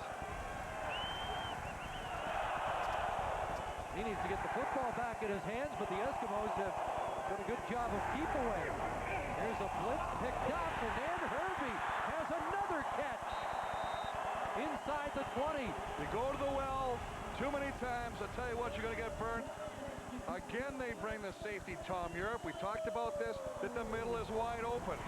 As a result, he just throws it this time at Herbie Slants in the middle. There's nobody there. There's Dave Donaldson, the backside half. He's got to come over and make the play along with Harold Nash. But not before they move the chains and pick up another first down. The Eskimos marching yet again. First and 10 from the 18. Avery off tackle. Down inside the 10 before he's worked out of bounds by Ricky Bell. You know, a couple of other things have happened in the last 2 weeks, though. Number one, the Eskimos immediately declared Ricky Ray the starter. No more guessing games as there was 2 weeks ago going into the game in Winnipeg. Do that. You can't play that game. You know, they could get away with it the last game of the season against Winnipeg in a meaningless game, and I hate that term, but it's not going to affect the standings. But you can't do that. You need to go with your A team, get them on a field, work on what you need to do to be victorious, and they're doing that right now. 2nd and 2. Back to Avery again. John Avery to the 3. And the other thing they did was release Ronald Williams. John Avery didn't have to share reps. There was no controversy about who was the man lugging the football, and Avery has thrived today. Well, you know what, let's talk about something here also. Comiskey, Princeton, and Groenewegen, the big three on the interior of this Eskimo offensive line. You know what they're doing? They are shutting out the force, the Twin Towers. Denny Fortney, Doug Brown, who have been a force all year at the defensive tackle position, have not been heard of today. John Avery has averaged just under 9 yards a carry. Will be spelled here. Bradley the setback. First and goal from the 3. The option toss. Bradley will be stopped behind the line of scrimmage.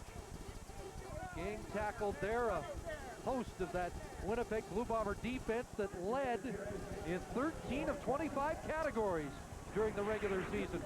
Well, it's just a nice job of stringing it out. Lamar Rodriguez gets to the outside. It's exactly what you got to do. What he does is he forces Mike Bradley back inside where the rest of his teammates can come over and make the play.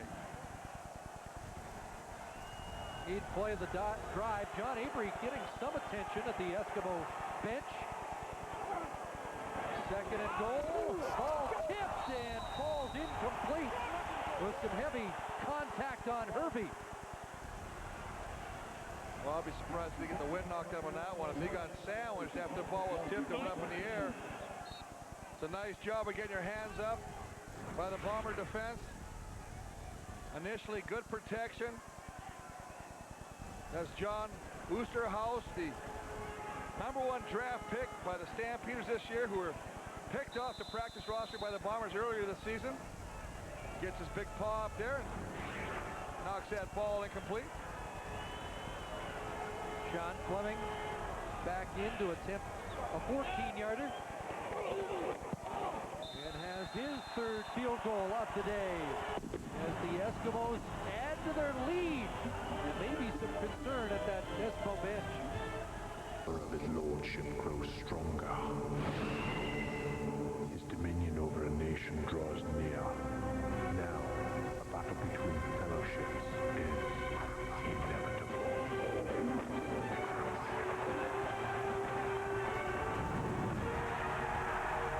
The road to Lord Gray's Cup continues. Brought to you in part by Lotto 649.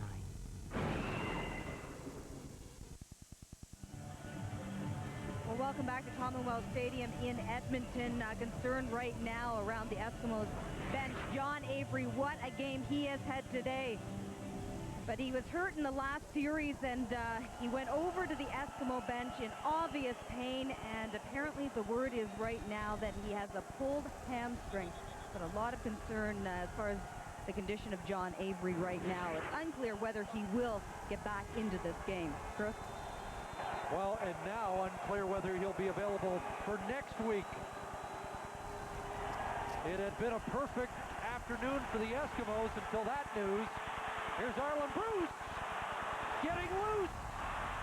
And once again across midfield, and Quincy Coleman is able to track him down. Well, you talked earlier about the fact that Winnipeg lost one of their huge guns with Charles Roberts with a broken collarbone. And boy, I tell you what. Arlen Bruce with a couple of big kickoff returns today. He did his damage last week on this missed field goal return, whopping 112 yards.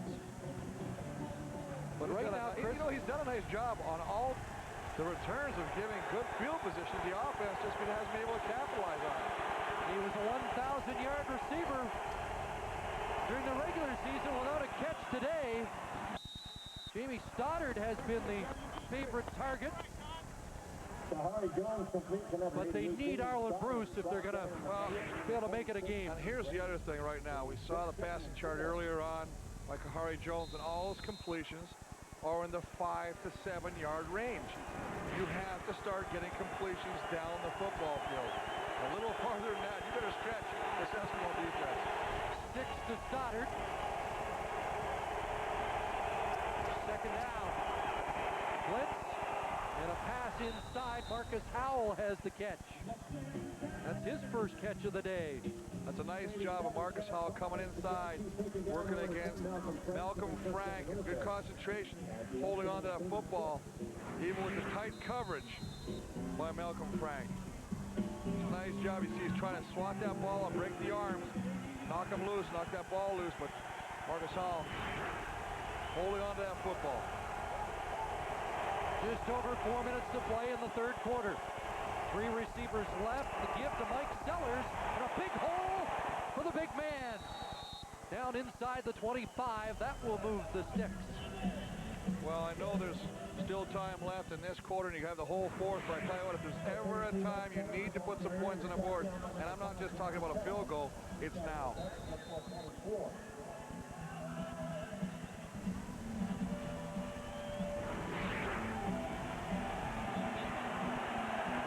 Has racked up most of his yards in recent weeks late in football games, but that was usually playing from the lead.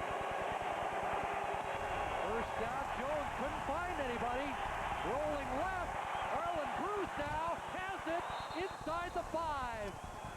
It took a while to find Bruce, and his first catch of the game put Winnipeg in position to score. Well, one of the nice things that Kahari Jones does is he uses athletic ability to get outside, not sit in the pocket, don't be stationary.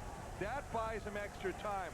That allows him and the receiver, Arlen Bruce, to find an opening and get the ball to him to pick up a big first down and put him finally in a scoring position. The man steered north of the border by Warren Moon, who encouraged him to look to the CFL out of Kansas City Chiefs camp. Sellers stood up. What a surge by that interior, and Alfred Payton's in the neighborhood again. Well, yeah, Alfred Payton's going to make the play, but he's not going to make the play if you're not getting penetration from the middle. We talked about Albert Reeves, we talked about Charbonneau, but this is a nice job by Randy Chevier. 66, get an opportunity to come in there as well. When you got that kind of penetration, that allows your ends to come down and collapse the pocket and make the play, and that's why Alfred Payton is so free on that one. Chevrier, the McGill product, and Alfred Payton, who's had an outstanding year, a finalist for top defensive player, has had another showcase game. Second and goal from the 3. Kahari Jones into the end zone. Stoddard was the intended receiver. And it's third down. Well, Stoddard working against Donnie Brady. I don't know if I agree with this call. I think right now you've got to stay with what works, and right now the most successful part of your offense is your running game, especially when you got a guy that's 275 pounds. You're going to have to keep beating at that interior line or taking off tackle. Now you put yourself in a situation where you have to go for it, and you need 3 yards to score. Well, this is critical, obviously. The Bombers need this just to fuel their hopes. They're going to go to the air, and they won't get it off. Kelvin Powell, the middle linebacker. The wait. There is a flag on the play.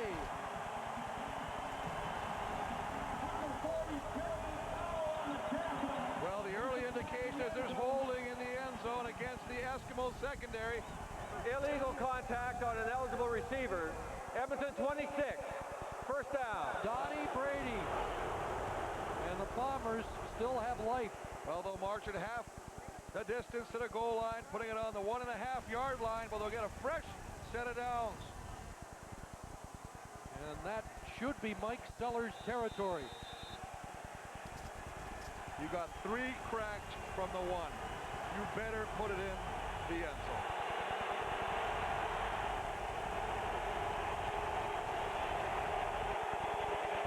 Wade Miller, the blocking back. In motion, Stellers stopped again. Jack Kellogg, the safety, tripping him up. And this Eskimo defense will give up points grudgingly. One of the things that people don't realize as well is on this offense, the Bombers don't play a lot of double tight end. They prefer to stay with their 5 linemen, line up Wade Miller as an extra blocker. A lot of other teams, when you're this close, will bring in 2 more beefsteaks, 2 more offensive linemen to get them more push. Second and goal. Stellers again. Stellers touchdown. I talked about it. If it's stuffed up in the middle, then take it where it isn't stuffed up. Take it to the outside. This is a crucial touchdown drive by the Bomber offense. 1, it puts points on the board. 2, it gives them a little bit of confidence with a quarter of football left to play. The former Eskimo linebacker and rush end is able to punch it across. Thanks in part to the Donnie Brady penalty. Westwood adds the extra point. And in the final minute of the 3rd quarter, a little light for the Bombers. Harry Jones engineering the first touchdown march of the day for the Blue Bombers with 39 seconds remaining in the 3rd quarter at Commonwealth. Westwood with the kickoff that will go out of bounds, and the Eskimos will scrimmage from the 45 as we join Brenda Irving. Well, here is a chance for all of you armchair quarterbacks to make the calls on CBC Grey Cup Sunday. You can be a virtual coach by logging on to cbc.ca/sports. You know, what call would you make on 3rd down, 5 yards to go, and a couple of minutes to play? You make the call. That's Grey Cup Sunday on CBC. Chris? Well, if it's Walby, it'd be a running play. You know, you got to run the ball to be successful, especially this time of year. Yeah, we got beautiful weather, baby, but let the Hoggies get involved early. Well, John Avery has proved that theory true today, but he is out of the game, and now Mike Bradley is in. We should mention that Troy Mills was brought back into the Eskimo fold last week as insurance in case something happened to John Avery. He was back home, and football was the farthest thing from his mind. He got the call. Kind of had to weigh the option. Remember, he was released from Edmonton. He wasn't sure if he wanted to come back here, but the love and the desire to still play football still burns within him, and decided to take up the option. And he's here on the practice roster right now. He may become a very important man. Ricky Ray under pressure, and the ball dropped. Jason Tucker unable to hold on, and Ricky Ray a little slow to get up. That's the end of the 3rd quarter. 15 minutes away from a Grey Cup berth.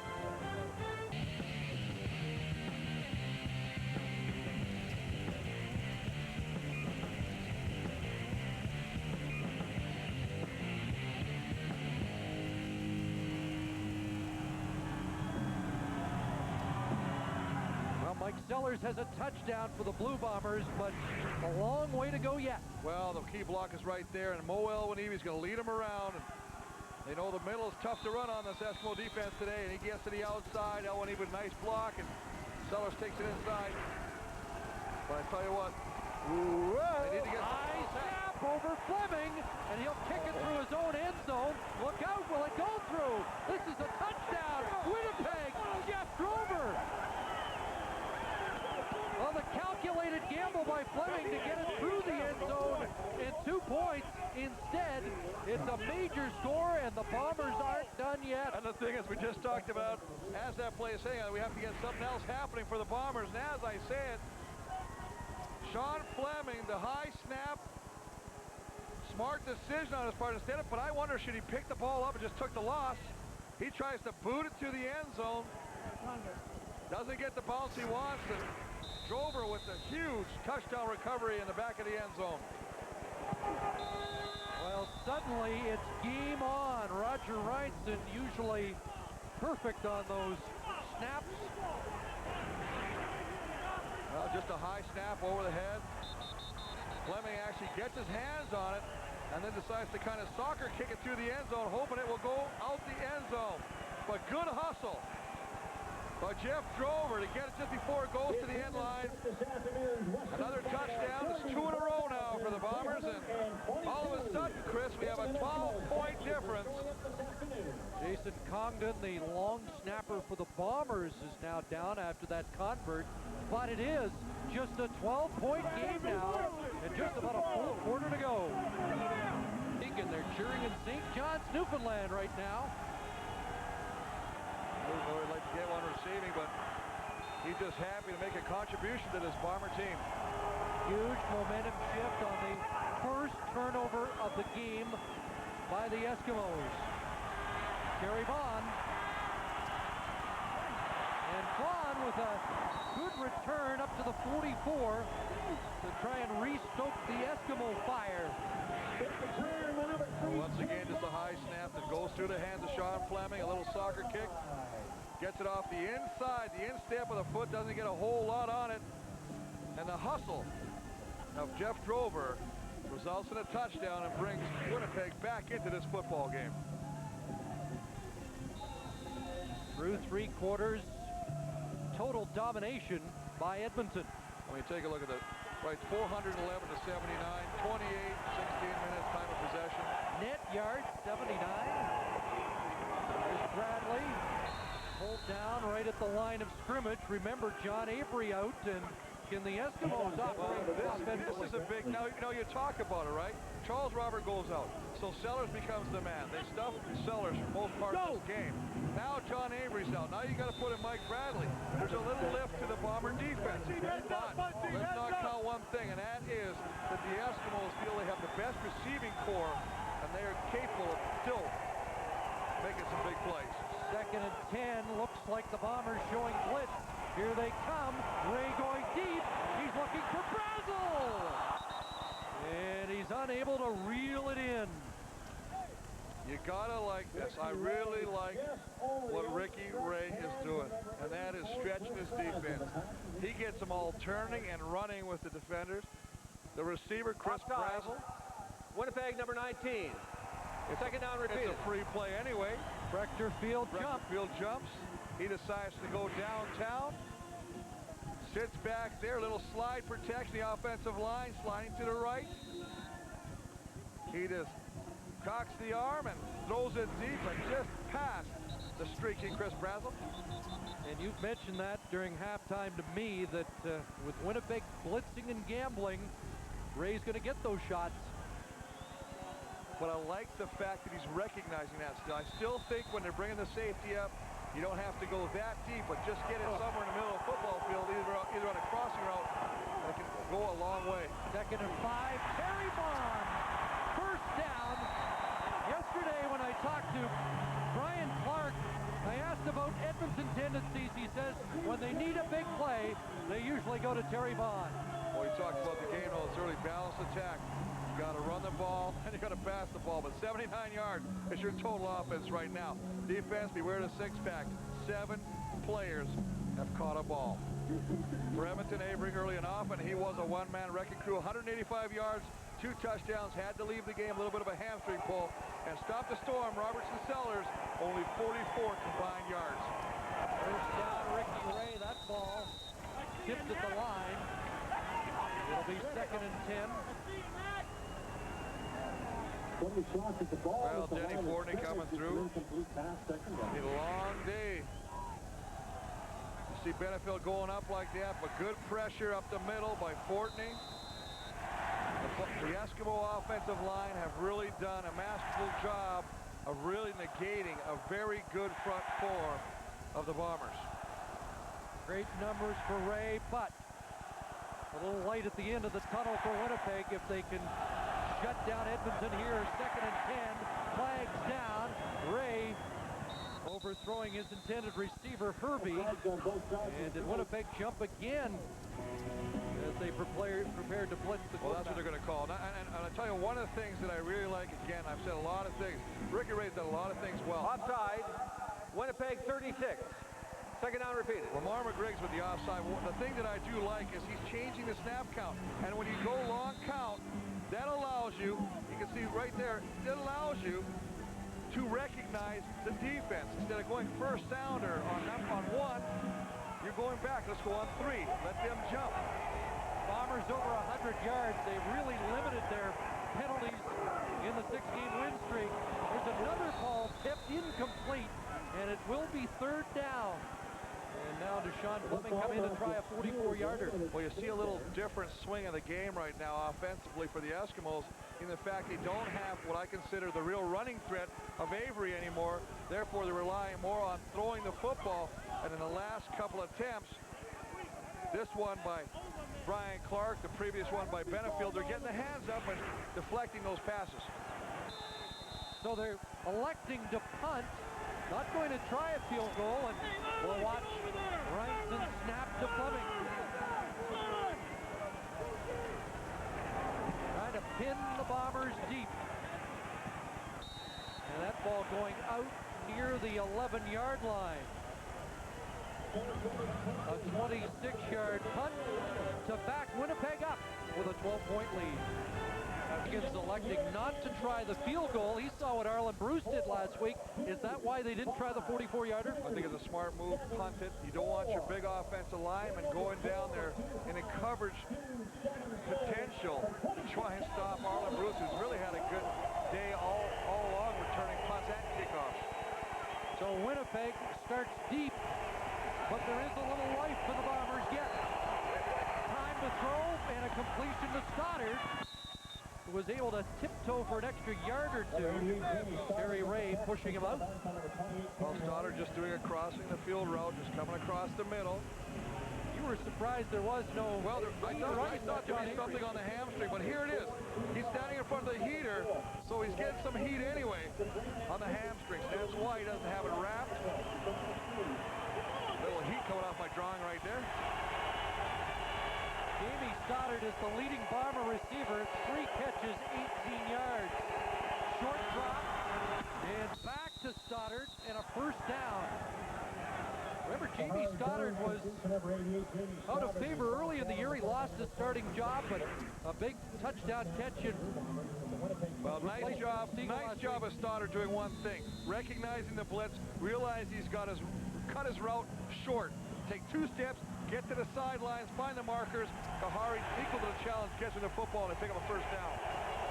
He's been the possession guy. We know Arlen Bruce can be the home run hitter. Screen Sellers. And a nice block or 2 to provide another Winnipeg first down. And in the second half, the offense is starting to get things done. I've always liked this. Anytime you got a team that's pinning their ears back, coming after you with everybody, just slip out the fullback or the running back, in this case, Mike Sellers. He gets a head of steam. He gets a good block. The offensive lineman get downfield. They get a chance to tee off on somebody. Saw BC, Benedict Babisi. Nice job downfield by the center of the Bombers. 10 minutes to go. Still in the balance here in the Western Final. First down, Bombers. Looking downfield. And the ball is caught. Marcus Howell with the catch as he works against Malcolm Frank. We talked about the Canadian Air Force. That's Stoddard. That is Marcus Howell. That's Jeff Drover. They've got to pick up their game with the Assastigo.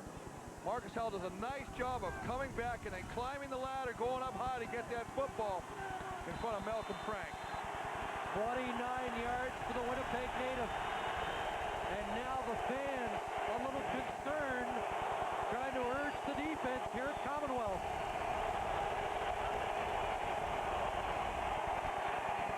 Kahari's got to roll out. Kelvin Kinney in pursuit. And Jones has another first down, outlegging Steve Charbonneau to the stick. Good decision by Kahari Jones.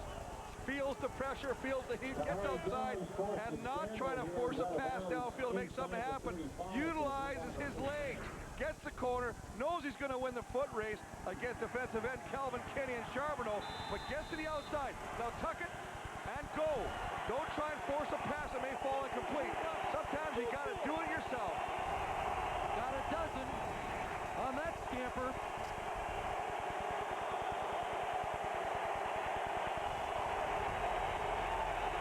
First down at the 31. Here comes the blitz, and it falls incomplete. Eskimos thought they created a fumble, but it did look like Jones awkwardly shot-putted the ball ahead. Well, they brought everybody. They figured we're not going to sit back. We're going to play aggressive on defense, and we're just going to come everybody. He just comes right through there. Nobody picks him up. That's Terry Ray. Does a nice job of not allowing Harry Jones to even set up the screen pass or have a chance to find any receiver. And I tell you right there, Chris, you know what he was looking for. He was looking for Mike Sellers. Second and 10. That's the kind of heat that's been on Jones today. Here it comes again, and Arlen Bruce drops the ball. Tight coverage by Shannon Garrett. Shannon Garrett has been a blanket over Arlen Bruce all day. Follows him wherever he goes on a football field. He is a warrior, a trooper, just sits there. It's a nice job again. It all starts with the pressure up front. But Arlen Bruce just going to slide across the middle. But the nice thing about this, when you got a guy trailing or coming across the middle, the biggest thing you want to have is separation for the defender. Shannon Garrett does not allow that to happen. Westwood to try from 38 yards out. It's a 9-point game as the Blue Bombers continue to chip away with 7:58 to go. The Eskimos 12-0 and leading after 3 quarters this season, but they've given up 10 in the 4th quarter and know this one is far from over. And outscored them 17-10 in the second half.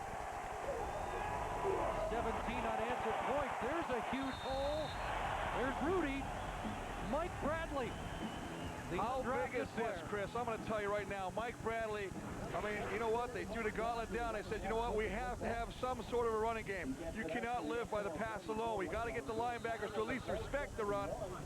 22 right there. If he keeps running like that, it's going to make it a lot tougher for the Bomber defense to get that ball back to their offense.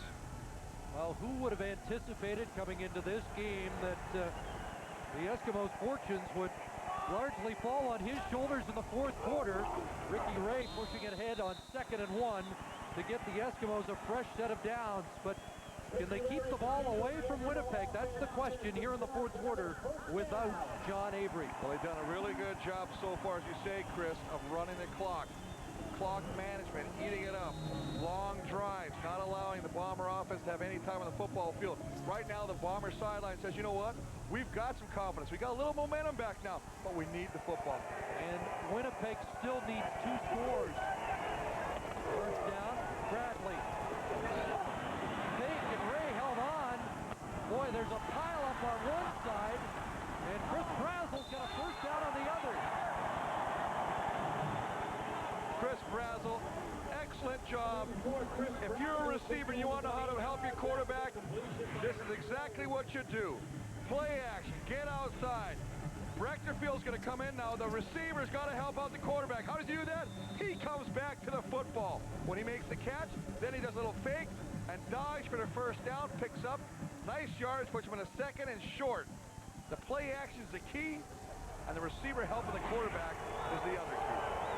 I bid on the play action, and a lot of players on the field did too. Tell you what, this kid is providing the Eskimos with exactly what they need right now. Boy, he's a strong little running back. Again, he's in the mold. He's only 5'8", 200+ pounds. But they like what they see about this kid. They feel, you know what? He's a guy that really, when you give him the opportunity, they feel, and you saw John Avery talk about him, said, you know what, we don't really lose much. Well, I think John Avery was just being a little humble because I don't think there's many people in the same class as John Avery. But you gotta like the way that Mike Bradley is handling himself right now. Les Brown knows the defense has to shut the door right now. Short drop, Ray, and an incompletion. as he was looking for Brazel once again. Well, the interesting thing on this one is Milo Lewis thought it was going to Terry Vaughn and actually contacted Terry Vaughn before the ball got there. It went over Terry Vaughn, was going for Brazel. Very lucky that that ball was not thrown to Terry Vaughn, or a flag would have been thrown. So another big play. Eskimos trying to chew up the clock. 5:05 to go. Ricky Ray outside, picked off. Milo Lewis has the interception, and the Bombers get more life. Well, Milo Lewis with the big interception last week against the BC Lions comes up big again. Let's see what the offense can do with it. As you mentioned, his second interception in as many playoff weeks. Well, all starts good pressure here by David Benefield working against Bruce Beaton. Little arm bar, gets to the outside. Now he gets in the face of Ricky Ray. He throws it, and you can see right there, that's a great job of breaking on the football, staying inside of the intended receiver. And Milo Lewis comes up with his third interception of the year. They talked about the importance of turnovers. Over the middle, Plummer drops the ball. Well, one of the reasons they brought Chad Plummer in was for his ability to catch the football across the middle. He prides himself on that, but you got to come up with catches like that. You've got momentum on your side now. You're back in the game. You've got to come up with the catches. No excuses. Clock running. 4:34 and counting down. Montreal awaits the winner. 2nd and 10. Harry Jones looking for Arlen Bruce, and he's got it inside the Edmonton 40. Well, Arlen Bruce coming up with his first big play receiving-wise of this football game. He's caught other passes, but they've been of a short nature. This is a nice one going deep, stretching the defense. Nice job of Kahari Jones getting the football. Arlen Bruce defending, keeping the defender away from the football. Bombers go hurry up after the 26-yard reception, and now Plummer, and he makes the catch. Plummer out of bounds, and the Bombers again need 2 scores, and they are now in field goal range. There's still 3 minutes and 50 seconds, 3:49 to be exact. I like this. You go to the side, you got the big receiver, you dropped one earlier. That's confidence in your quarterback. Coming back to the kid the second time, 6'3". You got a height advantage. You got to throw the ball at Plummer. Down to the 19. Jones has been on fire in the second half. Again showing blitz, but the gift to Sellers. Thunders down inside the 5. What a great, quick-hitting dive play. Get him, give him the ball quickly, negates the blitzing by the Edmonton. You can see right here, there's the blitz coming. He's not even a factor now. Nice job of stutter stepping by the big man, Mike Sellers, and then turning it up. First and goal from just inside the 5. Sellers has it. Gets strung out, and it's going to be a loss of 5. Big defensive play, Albert Reese, Terry Ray. Edmonton does a great job of stringing this out.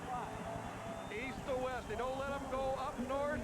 They force them to the sideline. As a result, they lose yardage. Under 3 minutes to go. 2:56 on the clock. Bombers need 2 scores. Chad Plummer has a shortened list of plays. Kahari Jones told us a couple of those are down in this neighborhood. Does he call his number? What do they do on 2nd and goal from the 10? Jones looks one way, then the other. Plummer, touchdown! There's one of the 2 scores. There is a flag on the play. Well, I think the way that flag was thrown, it's going to go against the Eskimos secondary. That will be a touchdown. Forward pass interference. Edmonton 26. Penalties decline. Donnie Brady. Touchdown. Now, I tell you what, people can't see this, but I am bowing to my partner, Chris Cuthbert, in the booth right now for calling that.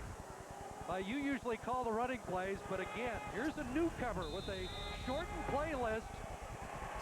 But Kahari Jones calls his number at the right time. And how about this? 24 unanswered points. The Winnipeg Blue Bombers are within a field goal of the lead. Well, the biggest thing is, Chad Plummer, we got on your back for dropping that simple crossing route, but you've come back with 2 huge catches. The biggest one right now in the end zone. All starts with the interception by Milo Lewis, a nice touch by Benefield, and then, of course, Harlan Bruce going up high to come up with a catch. Let's go back to Plummer. Right in the end zone. Touchdown, and as you say, don't go anywhere. Even if you got some foul stuff going on, 32-30. Chad Plummer out of the University of Cincinnati, which just happens to be Dave Ritchie's alma mater. An Argo for 11 games, right now a Bomber hero, and how about the second half for the outstanding player in the CFL last year, and the Winnipeg Blue Bombers felt should have been the All-Canadian quarterback. Now those are more like the Hari numbers in the second half. Anthony Calvillo has guided his team to the final. Can Jones bring his team back into the Grey Cup? To complete the matchup, Terry Vaughn up to the 38. And the momentum in this game all shifted right here. Absolutely, the high snap that goes through Fleming's hands, the botched kick that tries to go through, but I really love this. It's the hustle. The hustle. You're never out when you got hustle like that. And of course, you got it like this. You talked about it, Chris. You talked about the fact that Chad Plummer had special plays in the offense. Boy, I tell you what, how prophetic. Well, the other turnaround, the injury to John Avery, Ricky Ray, and his offense operating without number 20 for most of the second half. Out of the backfield, the speedy Tucker, taken down by Dave Donaldson. Good production on first down there. Jason Tucker has been relatively quiet today. They finally go to him, number 83. Another one of the speed barons of the Eskimo receiving crew. Gets to the outside, a little bit of a foot race. There's a little separation from Donaldson. Milo Lewis coming over, putting the wraps on him. But again, good first down production. 7 yards, and now 2nd and 3. 2:20 left on the clock. They'll try it to the other side, and Herbie has a first down and more. Brian Clark comes across to nail Herbie, but a big first down and more for the Eskimos. The biggest thing here, Chris, Herbie, you gotta love this. Hitch pass, get outside, but Terry Vaughn, number 3, is the key to springing Herbie. That's what happens. You may not catch the ball, but get out there and do something. What a nice job of coming back, getting Milo Lewis turned inside, allowing the speedster Herbie to get to the outside and pick up a huge first down. Herbie over 100 yards in the game. And now Ricky Ray calls timeout. Timeout, Edmonton. Didn't like the Bomber alignment, and with 1:49 to go, he'll confer with Danny Machocha. And as much as Ricky Ray calls a timeout and comes over to discuss the offensive strategy, it can be a benefit as well to the defense, because they'll all huddle over and go by the Bomber bench and worry and make sure they're all on the same page. They realize that now with 1:49 left, time is slowly becoming an enemy, because they need that football, only down by 2 points, and they can't afford to get in there and allow Sean Fleming to at least attempt a field goal. Well, we've had more than we bargained for in the second half of this game. 34,322 on hand. Most felt rather comfortable until the late stages of the third quarter. 1st and 10 for the Eskimos. Bradley pushed the pile. Sounded like that ball might have come loose, but well, I think what's happening, Chris, what they're doing now, and what the defenders are being told on the Bomber side is, if you see the ball carrier, rip the ball out. Start going for the football. Bradley with 4 on that carry. He has 22 as a running back in the game, plus the big play on the fake punt in the opening quarter. 2nd and 7. Ricky Ray looking deep and overthrows the speedy Herbie. You know what? Edmonton's done a really nice job of picking up the blitz. They see Tom here, but I'm still a little disturbed by one thing, and that is they're going vertically. They're going vertically deep when they see this, that the safety's not there. I don't understand why they don't slant it more into the middle of the football field and allow your receiver an opportunity. All it is straight down the field. He's going to go straight down. I'll come back more in that way. Give yourself an opportunity. You don't have to beat him down for a touchdown. Keep the chains moving. Pick up a first down. Sean Fleming's longest field goal of the year, 49. This would have been 49. But they will punt and try and pin Winnipeg deep again. Bad snap! Fleming does a great job to get it away. This one taken at the 1 by Bruce. And they do pin him deep. Singer Mobley, who's been a leader on special teams all year, but gives Sean Fleming huge marks for getting that ball away. Well, he is walking off, and you can see right by that expression, he can't believe it. Jack Campley going and giving him a hug right now. Bad snap. Bounces. Now here comes the pressure. He's got to get it off. Look, now that's what we talk about. See, Jeff Drover, you were the hero last time recovering the ball, but you got to know where the block point is. You can't run by the kicker. Get in front of the kicker. Get your hands up. You got an opportunity to be a double hero. Arlen Bruce might have let that roll into the end zone and concede 1. The margin's 2. But the Bombers start deep at their own 7. Kahari Jones looking deep. And the ball falls incomplete in front of Drover. Edmonton's coming with a 4-man rush. And if you can get pressure with your front 4, that means you can drop 8. That's what they're trying to prevent, the pass completion. But Charbonneau, we talked about this guy in the middle. Look at this right here. Look at Reese. Look at that move right there. Look at Charbonneau right there. If you don't allow the quarterback time to throw the football, chances are he won't complete the pass. 2nd and 10, and now the fans rising to their feet at Commonwealth Stadium. Jones from his goal line, nearly picked. And it comes down to a 3rd and 10. Intended for Stoddard and Malcolm Frank, the veteran corner. I know they're going for Stoddard. I don't like the play selection because there's too many guys. There is too many guys around the receivers right here. You can't be in the same vicinity of the football field. Take a look at this. Look how many guys are there. You can't have Plummer. We talked about he's got a limited thing about what he knows of this offense. Too many guys together. You bring too many defenders. That's a breakdown. 88 and 87 should not be together. That ball could have been picked. The two Eskimos collided now. 3rd and 10 to keep their season alive. Kahari Jones downfield. Plummer can't make the catch. And the Eskimos take over on downs with 53 seconds to go. Well, I'll tell you what. You're not going to feel any worse than that man right now, 87 Chad Plummer, who has the opportunity to go up high, use his 6'3" frame to come down with this catch. The ball is thrown where it has to be thrown. Chad Plummer, unfortunately, just can't come up with a catch. Working against Donnie Brady. Gets around. Nice move. Now here's the ball. He goes up. It's in there. It's in the hands. He tries to bring it into his body, and as he does, the ball falls down and falls incomplete. And as you say, with 53 ticks left in the clock, boy, I tell you what, heartbreaking for the Winnipeg Blue Bombers. Kahari Jones threw a strike. You wonder if 85 was on the receiving end, if the Bombers would still be on offense.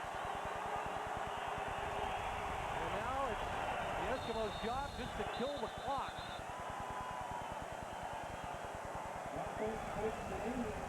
Bombers do have a timeout. And they take it.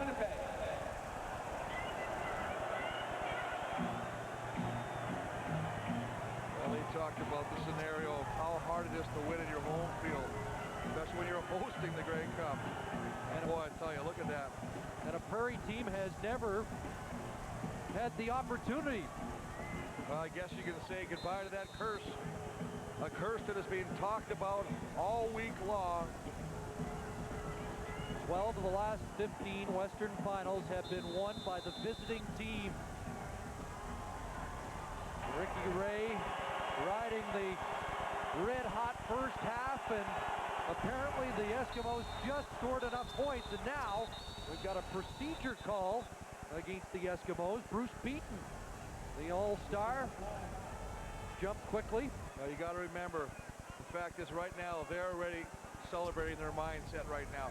They know they're just a few ticks away from the cup.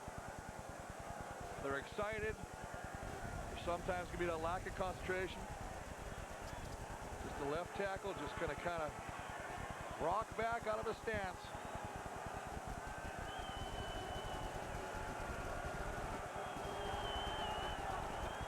Well, it in all likelihood will be a rematch of the illegal procedure. Edmonton 62, still second down. Of the 77 Grey Cup game on the 25th anniversary of the Alouettes' last Grey Cup championship. They will be here in all likelihood against their arch rivals from the 70s. Clock will start with the snap of the football, and again Ray puts the knee down. And it will be third down, and the Bombers going to get the ball back one more time. Their deficit will likely be 5 points because Sean Fleming out to try this field goal. Well, remember, they can still run time off the clock, take a penalty, and be moved back. The biggest thing right now is, you know, they run around back there a little bit. Kill some of the clock. Don't even give them an opportunity to come back. Well, they can run 20 off of it, but that penalty stopped the clock after the timeout, so the Bombers are going to get the ball back one last time. You can bet they're going to come after this, try and block this field goal. Fleming from 22 out. And that is big, because now, no, they said it, he missed it. I thought Fleming got it, and now it is just a 3-point game, and a field goal can tie it. You have just taken him down and breathed another set of downs. Boy, that sure is. I thought it was in from our perspective. It did look. I don't know what he was looking at. He's got it. You can see he's marking it over, but let's take another look at this one. Well, let's see if this angle makes it look any different. It looks like it goes through, but wow, there's 30 seconds left, and it's just a 3-point game. Kahari Jones with one last gasp. Looks up the middle, incomplete. Well, there's another talk of miscommunication right now. Arlen Bruce, Jamie Stoddard. Jamie Stoddard thought Arlen Bruce was going to the ball. Arlen Bruce thought Jamie Stoddard was coming to the ball. Neither of them made a move for the football, and as a result, the ball sailed harmlessly to the ground. They're coming after him, a little pressure, delayed blitz.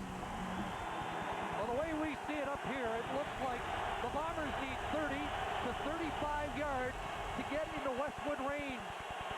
25 seconds on the clock.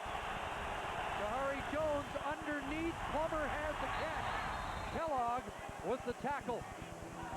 And again, they'll have to huddle quickly. It is a first down. Now they need about 15, 17 yards more to give Westwood a shot. Good move to go no huddle. Don't allow the Eskimos to get in their defensive calls. Kahari Jones across. Arlen Bruce can't hang on. That does stop the clock with 11 seconds to go, but the Bombers needed that. Arlen Bruce is going to come across the middle. The ball's right where it has to be. You can see he's got it in his hands once again. Kahari Jones is victimized by a drop pass by a usually reliable receiver. Well, it looked like it was over when they turned it over on downs on their own 7. Jones with one last chance here, and 4 receivers to the left side. Mike Sellers is lined up outside. They go deep. Sellers is open. Incomplete. 4 seconds to go. Crutchfield with the defensive coverage. Well, initially it looked like Sellers, as you see, they got 4. It looks like he is open, and he's just trying to judge where the football is. He loses sight of the football. It goes over the outside shoulder he loses perspective of where the football's coming down, puts his hands out in a vain attempt to hopefully come in contact with that football. Well, the Bombers need a miracle now. Got to hope for a penalty. Everybody on their feet. 3rd and 10. Jones behind Drover, and now it is done. And Tom Higgins and his Edmonton Eskimos will play on home turf against the Montreal Alouettes in the 2002 Grey Cup.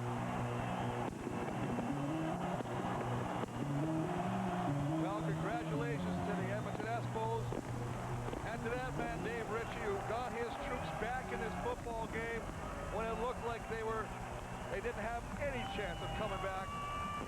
They made it a football game. They dug deep, not dug it in. 24 points for the Bombers to make it close, but Edmonton prevails by a field goal as we join Brenda Irving.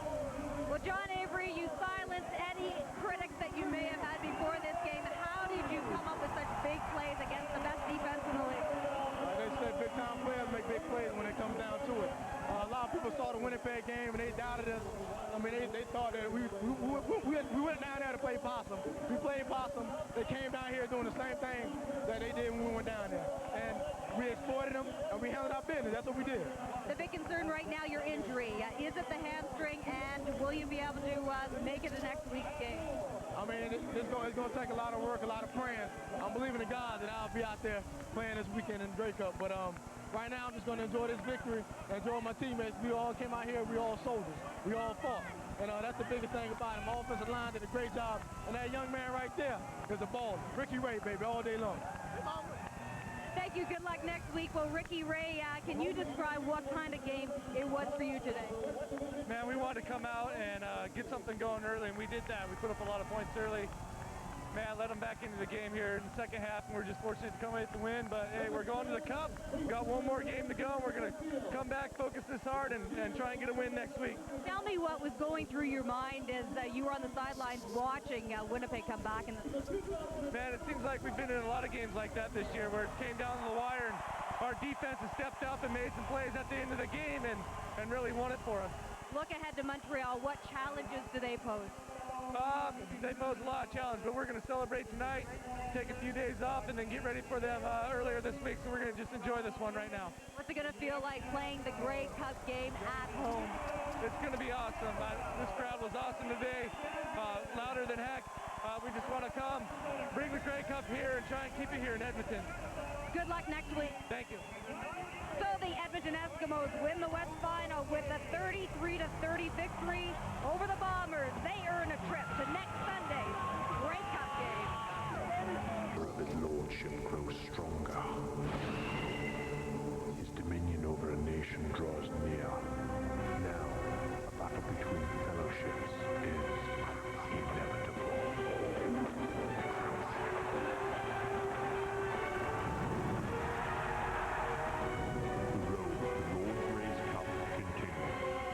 In part by Lotto 6. It was a nail-biter of a finish, but your team got the job done today. Yes, we did, and hats off to Winnipeg Blue Bombers for fighting back. I know they had some injuries. They had to fight through adversity, but it sure is nice, obviously, to be on the winning side and have an opportunity to play one more week. Next week, you look ahead to Montreal. What sort of things do you expect from them? That's a dynamic football club and well-deserved to be in the Grey Cup. We're just going to have to buckle down and get ready to play our best football to be able to stay on the same field with them. Well, home field advantage certainly worked in your favor during this game. What sort of advantage do you think it will be in such an enormous game like the Grey Cup with this stadium full? Well, it's always nice to be at home. We've established some dominancy at home, and it's going to be a tough battle. The only people we lost to were the Montreal Alouettes here, so it's nice to be playing in front of your own fans. Good luck next Sunday. Thank you. Well, Grey Cup Sunday kicks off with our very own tailgate party, including CFL stars past and present. Then it's the 90th Grey Cup game. The Montreal Alouettes will head west to take on the Edmonton Eskimos. For Chris Cuthbert, Chris Walby, I'm Brenda Irving. Thanks for watching. It's the Eskimos and the Alouettes for the Grey Cup this weekend. That's next on Canada Now. welcome back. Time for sports now with Tony. And as a former Calgarian, it's very painful for me with this year's Grey Cup. Well, it shouldn't be too bad because the Stampeders didn't even make the playoffs. Well, you have to remind me. Thank you. Got a couple weeks to deal with it. Thank you, Louise. Things have worked out the way I suppose they should have in the Canadian Football League. The two teams with the best overall records during the regular season will play for the Grey Cup. The 13-5 Montreal Alouettes and the 13-5 Edmonton Eskimos. The Alouettes making sure Toronto's Cinderella story does not finish happily ever after. Montreal scoring a pair of early defensive touchdowns. They take a 21-3 lead in the first half and coast. The Owls beat the Argos 35-18 in front of 57,000 fans at Olympic Stadium. They'll play the Grey Cup game in Edmonton, and the Eskimos advanced with a 33-30 win over Winnipeg in the Western Final. Wasn't easy. The Bombers appeared to be out of it, but they scored 26 fourth-quarter points to throw a scare into the Eskimos. The Eskies win it by a field goal. There are a few things here and there that just wish you could have back, but it's football, and they got out to a big lead on us, and that was our fault for not playing that first half like we should have played it. That's total domination. There's nothing they can say. You know, we took it personally when some of those guys talking about they were going to come into our locker room. This is going to be their locker room for the Grey Cup. You know, I got a consolation for them. The consolation is they can use this plastic bag, start packing their stuff, and go back home. That's the consolation. Your soft-sided luggage right there. The 90th Grey Cup game set for Sunday evening at Commonwealth Stadium in Edmonton, a 6 o'clock Eastern Time kickoff. Of course, we'll be watching the game at CBC Windsor's 11th annual Grey Cup party at the Box Office Sports Bar downtown. You can win tickets to the party by listening to CBC Radio 1 1550. Keen win over the St. Leonard Cougars in what used to be called the Little Grey Cup. AKO's Joe Barnes, the only Windsor player named to the National Junior All-Star team. Barnes, an All-Canadian defensive back. And Tom Harrington is here to talk sports. Hi, Tom. Hey there, Ian. Let's start with football, and it must have warmed the hearts of all those CFL diehards to see tens of thousands of people cheering on Montreal against Toronto over the weekend. Absolutely. Both crowds actually were tremendous. 57,000 plus, I guess it was, in Montreal, 35,000 in Edmonton. That's the biggest weekend of football watching in Canada in quite some time. And especially for Montreal fans, it's satisfying because last year everybody thought the Alouettes would make the Grey Cup game at home in Montreal, but the Owls faded down the stretch and lost in the playoffs. And of course, it's satisfying for the people in Edmonton because the Eskimos are going to be the home team in the Grey Cup, and that hasn't happened since 1994 when the BC Lions won in BC Place Stadium thanks to that Louis Pasaglia field goal. So I was actually in Edmonton in '97 when the Grey Cup was last held there, and as you can imagine, Edmonton puts on a heck of a show. There's going to be a parade this year, and the parade's kind of been in and out at the Grey Cup festivities over the last few years. So Edmonton's really caught on to the game. It's going to be, the weather apparently is going to be quite good for the game, which is always exciting, so the teams get a fair shot at it. The big question right now, Ian, is the health of both teams. Both of them lost some key players yesterday. Montreal lost their top running back, Lawrence Phillips, with a knee injury. John Avery, Edmonton's top running back, was hurt in the third quarter against Winnipeg. So the health of both those guys will really determine the outcome of the game. Montreal is a bit of a favorite because they come in on a real roll, and they were the best team in the league all season.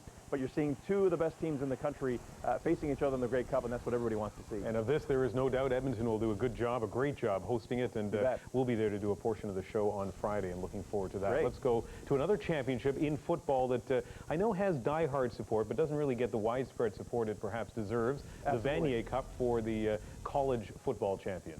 Yeah, and this one, for the lack of a better term, we'll call it best in show. It's the Huskies against the Huskies. University of Saskatchewan against the St. Mary's Huskies, and St. Mary's won the Vanier Cup last year. In fact, this is their third trip in 4 years to the championship game. The team out of Halifax has been a powerhouse for years in Canadian college football, and Saskatchewan has too, in fact. They've been to the Vanier Cup 6 times since 1989. The last time they were there was 1998. And you're right, the game has been trying to find itself here in Toronto. It gets kind of lost in the media craze around basketball and hockey, but football is so big in Canada right now at virtually every level, college and professional, and junior for that matter, that there's a bit of momentum to the game now, and there's more attention. And of course, people come from out west and from out east to get into the festivities. They built a real week-long kind of festival atmosphere here in Toronto.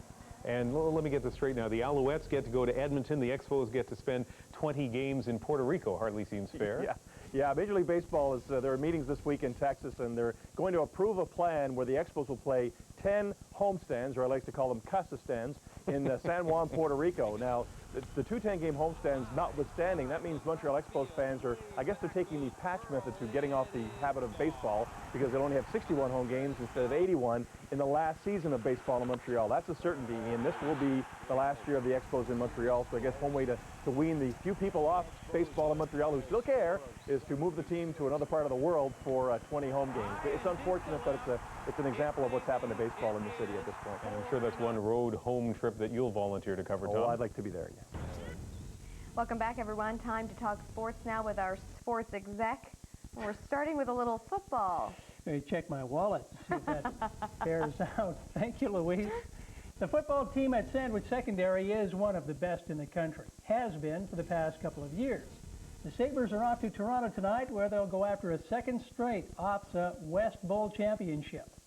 Save for a semifinal berth against Herman, a game Sandwich won 4-0. The Sabres pretty much rolled to a Windsor-Essex County championship this fall. All-Canada Gridiron, a high school football recruiting service based in Waterloo, has Sandwich ranked first among all Canadian high schools east of Manitoba. They're good, all right, but they're taking nothing for granted. Sandwich plays Sarnia Northern tomorrow afternoon at Sky Dome in Toronto. The Sabres after their second bowl title in as many years, and they've been preparing on a surface similar to the one they'll play on tomorrow night. Got the field turf down. I mean, it's not the same turf as what we'll play on at the Sky Dome, but it's actually really good for kids not getting, anything banged up too bad during practice, and it does let them wear their turf shoes and get used to the footwear and get used to the surface. Plus, we're not, the nice thing is we haven't even checked the weather report all week. We don't care what it's like right now outside. We're going to be practicing inside and playing tomorrow inside. The Sabres have spent the week boning up for tomorrow's opponent, Northern Collegiate from Sarnia. Sandwich beat them en route to the West Bowl a year ago, so neither team is facing an unknown quantity. We tend to forget here that both teams are stocked with teenage boys ready to play a championship game in a big league stadium. I never imagined we'd be back to this day. Like, I remember last year how we won. I didn't think it would be another time we'd have this opportunity. So I'm real excited to have another opportunity to get in a chance to win this. We've dealt with it before, so it's just sort of like you got the butterflies in your stomach. You don't know how you're going to go perform right now. You don't know if the offense is going to be there, or the defense. You just sort of have to have faith in your teammates like always, and you know they're going to pull it out.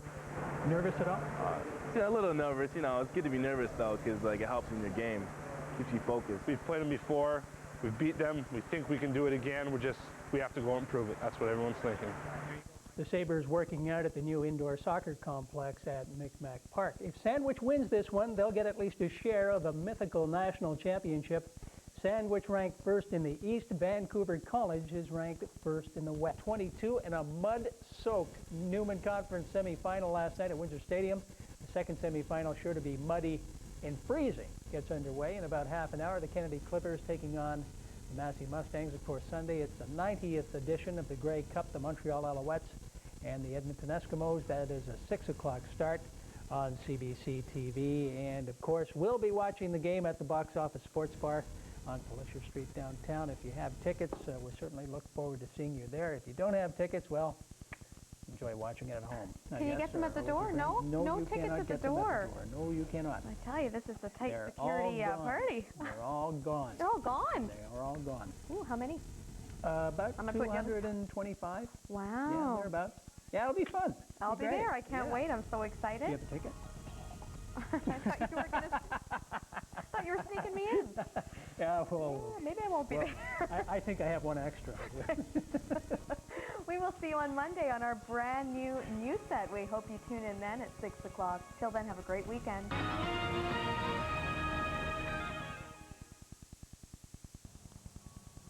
Good evening from Edmonton. Behind me, Commonwealth Stadium, the site of Sunday's championship game. Later in the half hour, I'll be back with a look at the Grey Cup and also what some consider the surprising success of the CFL this season. But first, back to our studio in Vancouver and Gloria Makarenko. Freezing temperatures because the Grey Cup game is this weekend, and that's where Ian is tonight. Well, Gloria, as you can probably tell, it is windy and cold here. I suppose that's not unexpected for Edmonton this time of year. Alouettes are practicing behind me. They are up for the game. So too are the Eskimos and the city of Edmonton. The pancake breakfast might be a fixture at Grey Cup celebrations each year across the country, but people here insist there is a decided difference in the mood at this Grey Cup. After all, for the first time in 8 years, the home team is in the big game. So an exciting time for Eskimo fans, and as usual, an exciting time for the hundreds, if not thousands, of Grey Cup diehards who each year gather for the championship game, and perhaps just as importantly, the days and nights of pre-game celebrations.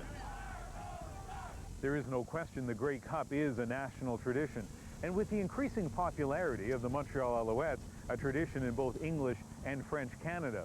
But there are questions about the extent to which the French language will be reflected on game day. Here's Lyle Cott. For this week only, Edmonton is the party capital of Canada. Football fans from across the country in for the biggest game of all, the East-West Classic. Oh, Canada. But this year, a part of Canadiana will be missing, the national anthem in French. It will just be sung in English. Unfortunately, we have Adam Gregory singing the national anthem, who's a local boy, and he doesn't speak French. There's a stray cut off from the herd. Edmonton country phenom Adam Gregory is thrilled to be singing in front of more than 60,000 people. I'm gonna do it in English. I'm not really up in my French, so. But a lot of those people are Alouette fans, and reaction to an English anthem is mixed. Because we have English and French people as the building blocks of this country. It doesn't bother me at all. It's the national anthem, so whether it's sung all in French, all in English, or a bit of both, it's still the same song. I think it probably should be, because obviously it's a national event, and it would be a good thing to put it in French and English instead of just English. And that's something mayors of both Edmonton and Montreal can agree on. We're in Canada, it's a bilingual country, and they should sing in French. I support the fact that, we are a bilingual country, and when it's a national event, it should be divided up between the two languages. Despite the political pressure, Edmonton's Grey Cup committee isn't bending. Organizers say plans have been in place for months, and it's too late to change now. Lyle Cott, CBC News, Edmonton. The Grey Cup telecast has traditionally been one of the most watched TV shows in Canada each year. But the regular season and playoff games, not as successful. That is, until this season. TV ratings are up already significantly for the CFL. This for a league which just a few years ago seemed to be teetering on the brink of collapse. James Cudmore now on the resurgence of the CFL and the reasons why. Anybody open? In the end zone, touchdown, Mark Stock! San Antonio has the first major of the day. San Antonio against Baltimore. American teams playing in the Canadian Football League. Just 7 years ago, the league its largest and in deep trouble. Attendance plummeting. The CFL retrenched, pulling back north across the border. All but dead. Now, a different story. The 2002 season has shown the tremendous upside for the CFL. Commissioner David Braley's State of the League address. And the state of the league, he says, is strong. TV numbers up. Attendance up. Sponsorship increasing. Genuine connection with the fans. Exciting brand of football. This just 2 days before the strongest teams in the league, Edmonton and Montreal, do battle on the gridiron, a war for the Grey Cup. And it's Montreal that paints the best picture of the CFL's resurgence. 6 years ago, few would have paid the gate to watch the reborn Alouettes. This year, 57,000 turned up for the Eastern Final, and 1.2 million more watched it on TV. The province of Quebec has become the emotional capital of Canadian football. The capital of a game that's bucked the trend of decline, he says. And the CFL seems to be going in the other direction. It's getting closer to the audiences. And the audiences are responding. TSN's viewership is up 27% this year. On the CBC, that number is 19%. Those contracts are now up, and the league couldn't be happier. It's very nice. The competition is excellent. The price is going up. CFL is a good television product. But after carrying the CFL for 51 years, Tony Agostini says there are concerns. The amount of time that it's taken for the numbers to get better and what the projections might be for the future. If Montreal is any indication, the future looks rosy. James Cudmore, CBC News, Edmonton. So what about the big game itself? Mark Connolly of CBC Sports joins me, and what do you expect to see, Mark? Well, I expect a pretty good game, Ian. These are the two best teams in the league. They finished with the best records in the CFL, both in the East and the West, so they match up pretty good. One thing that could be a factor is this wind. I mean, it hasn't been like this all week, and just today the wind came up. They don't expect it to be windy on the weekend, but if it is, that will be a major factor. It will be a little cool, just -1, -2. It could be a lot worse, could be -30. So the weather, probably not a factor. Injuries have been the question all week for both teams. John Avery is the best running back in the CFL, at least in terms of yardage. He's playing for the Edmonton Eskimos. Hurt his hamstring in the Western Final, and there was some question whether he would be able to play. They expect, though, he will be able to go. If it's cold, though, hamstrings can be a big problem. Same for the Montreal Alouettes. Their running back is Lawrence Phillips. He's got a knee problem, but he ran very well in practice today, and they expect he'll be able to play as well. Anthony Cavillo is the key for the Montreal Alouettes. He's their quarterback. He's got an ankle problem. However, he's practiced all week and looked very good, so they don't expect that he'll have any problem. So as long as the injuries hold up, traditionally, the Grey Cup game is usually a very good game. Unlike the Super Bowl, which has some busts now and again, the Grey Cup game is usually a good one, Ian, and I think we can expect that this week. Oh, you were going to say, I think we can guarantee it, but can't guarantee it. Of course, we can see all the action here on the CBC. I can guarantee that. Starting tomorrow afternoon with the road to the Grey Cup, a 2-hour special with Brian Williams. On game day, the afternoon begins with Grey Cup Sunday, the pre-game show, and then a late afternoon kickoff here in Edmonton as the 90th Grey Cup Championship gets underway.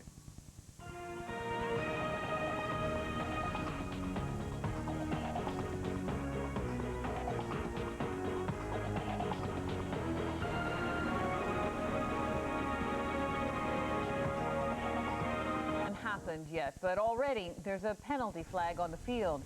This Sunday's game pits the hometown Edmonton Eskimos against the Montreal Alouettes. But someone forgot to make sure the national anthem would reflect the bilingual nature of the matchup. As James Cudmore reports, the Grey Cup Committee has no plans to change its tune. Oh, Canada. Last year's Grey Cup in Montreal, fans and players from across the country, the anthem in both official languages. It's become a sporting tradition to sing the anthem in both languages, but not at this Grey Cup. Here's why. Country music prodigy Adam Gregory. This year it's his job to perform the anthem. I'm going to do it in English. I'm not really up in my French, so... Some say if Gregory can't sing in French, he shouldn't sing at all. We're in Canada, it's a bilingual country, and they should sing in French. Even Edmonton's mayor, a former Eskimo, agrees. You know, we are a bilingual country, and when it's a national event, it should be divided up between the two languages. Steve Charbonneau is a Quebecer by birth. He's played for Montreal. Now he's an Eskimo. It would have been difficult probably for them to organize this, trying to find somebody who can actually do it in both languages. Members of the Grey Cup Committee refuse to comment on camera, but say the game plan hasn't changed. They say the anthem will be sung in English, but it won't overshadow the 90th Grey Cup. The league says this is their best year in a decade, and a unilingual anthem won't change that. TV numbers up. Attendance up. Sponsorship increasing. Genuine connection with the fans. Exciting brand of football. League Commissioner David Braley says the state of the league is strong, but it wasn't always so. 7 years ago, attendance was sparse. Things have changed. Montreal, the best example. This year, 57,000 turned up for the Eastern Final. 1.2 million more watched it on TV. The province of Quebec has become the, emotional capital of Canadian football. And that interest has spread from the gate to the living room. TSN's viewership is up 27% this year. On CBC, 19%. But those contracts are up. What we have to do is to look at the, the amount of time that it's taken for the numbers to get better and what the projections might be for the future. In the immediate future, Sunday's Grey Cup is a sellout. Officials hope it's a sign of things to come. James Cudmore, CBC News, Edmonton.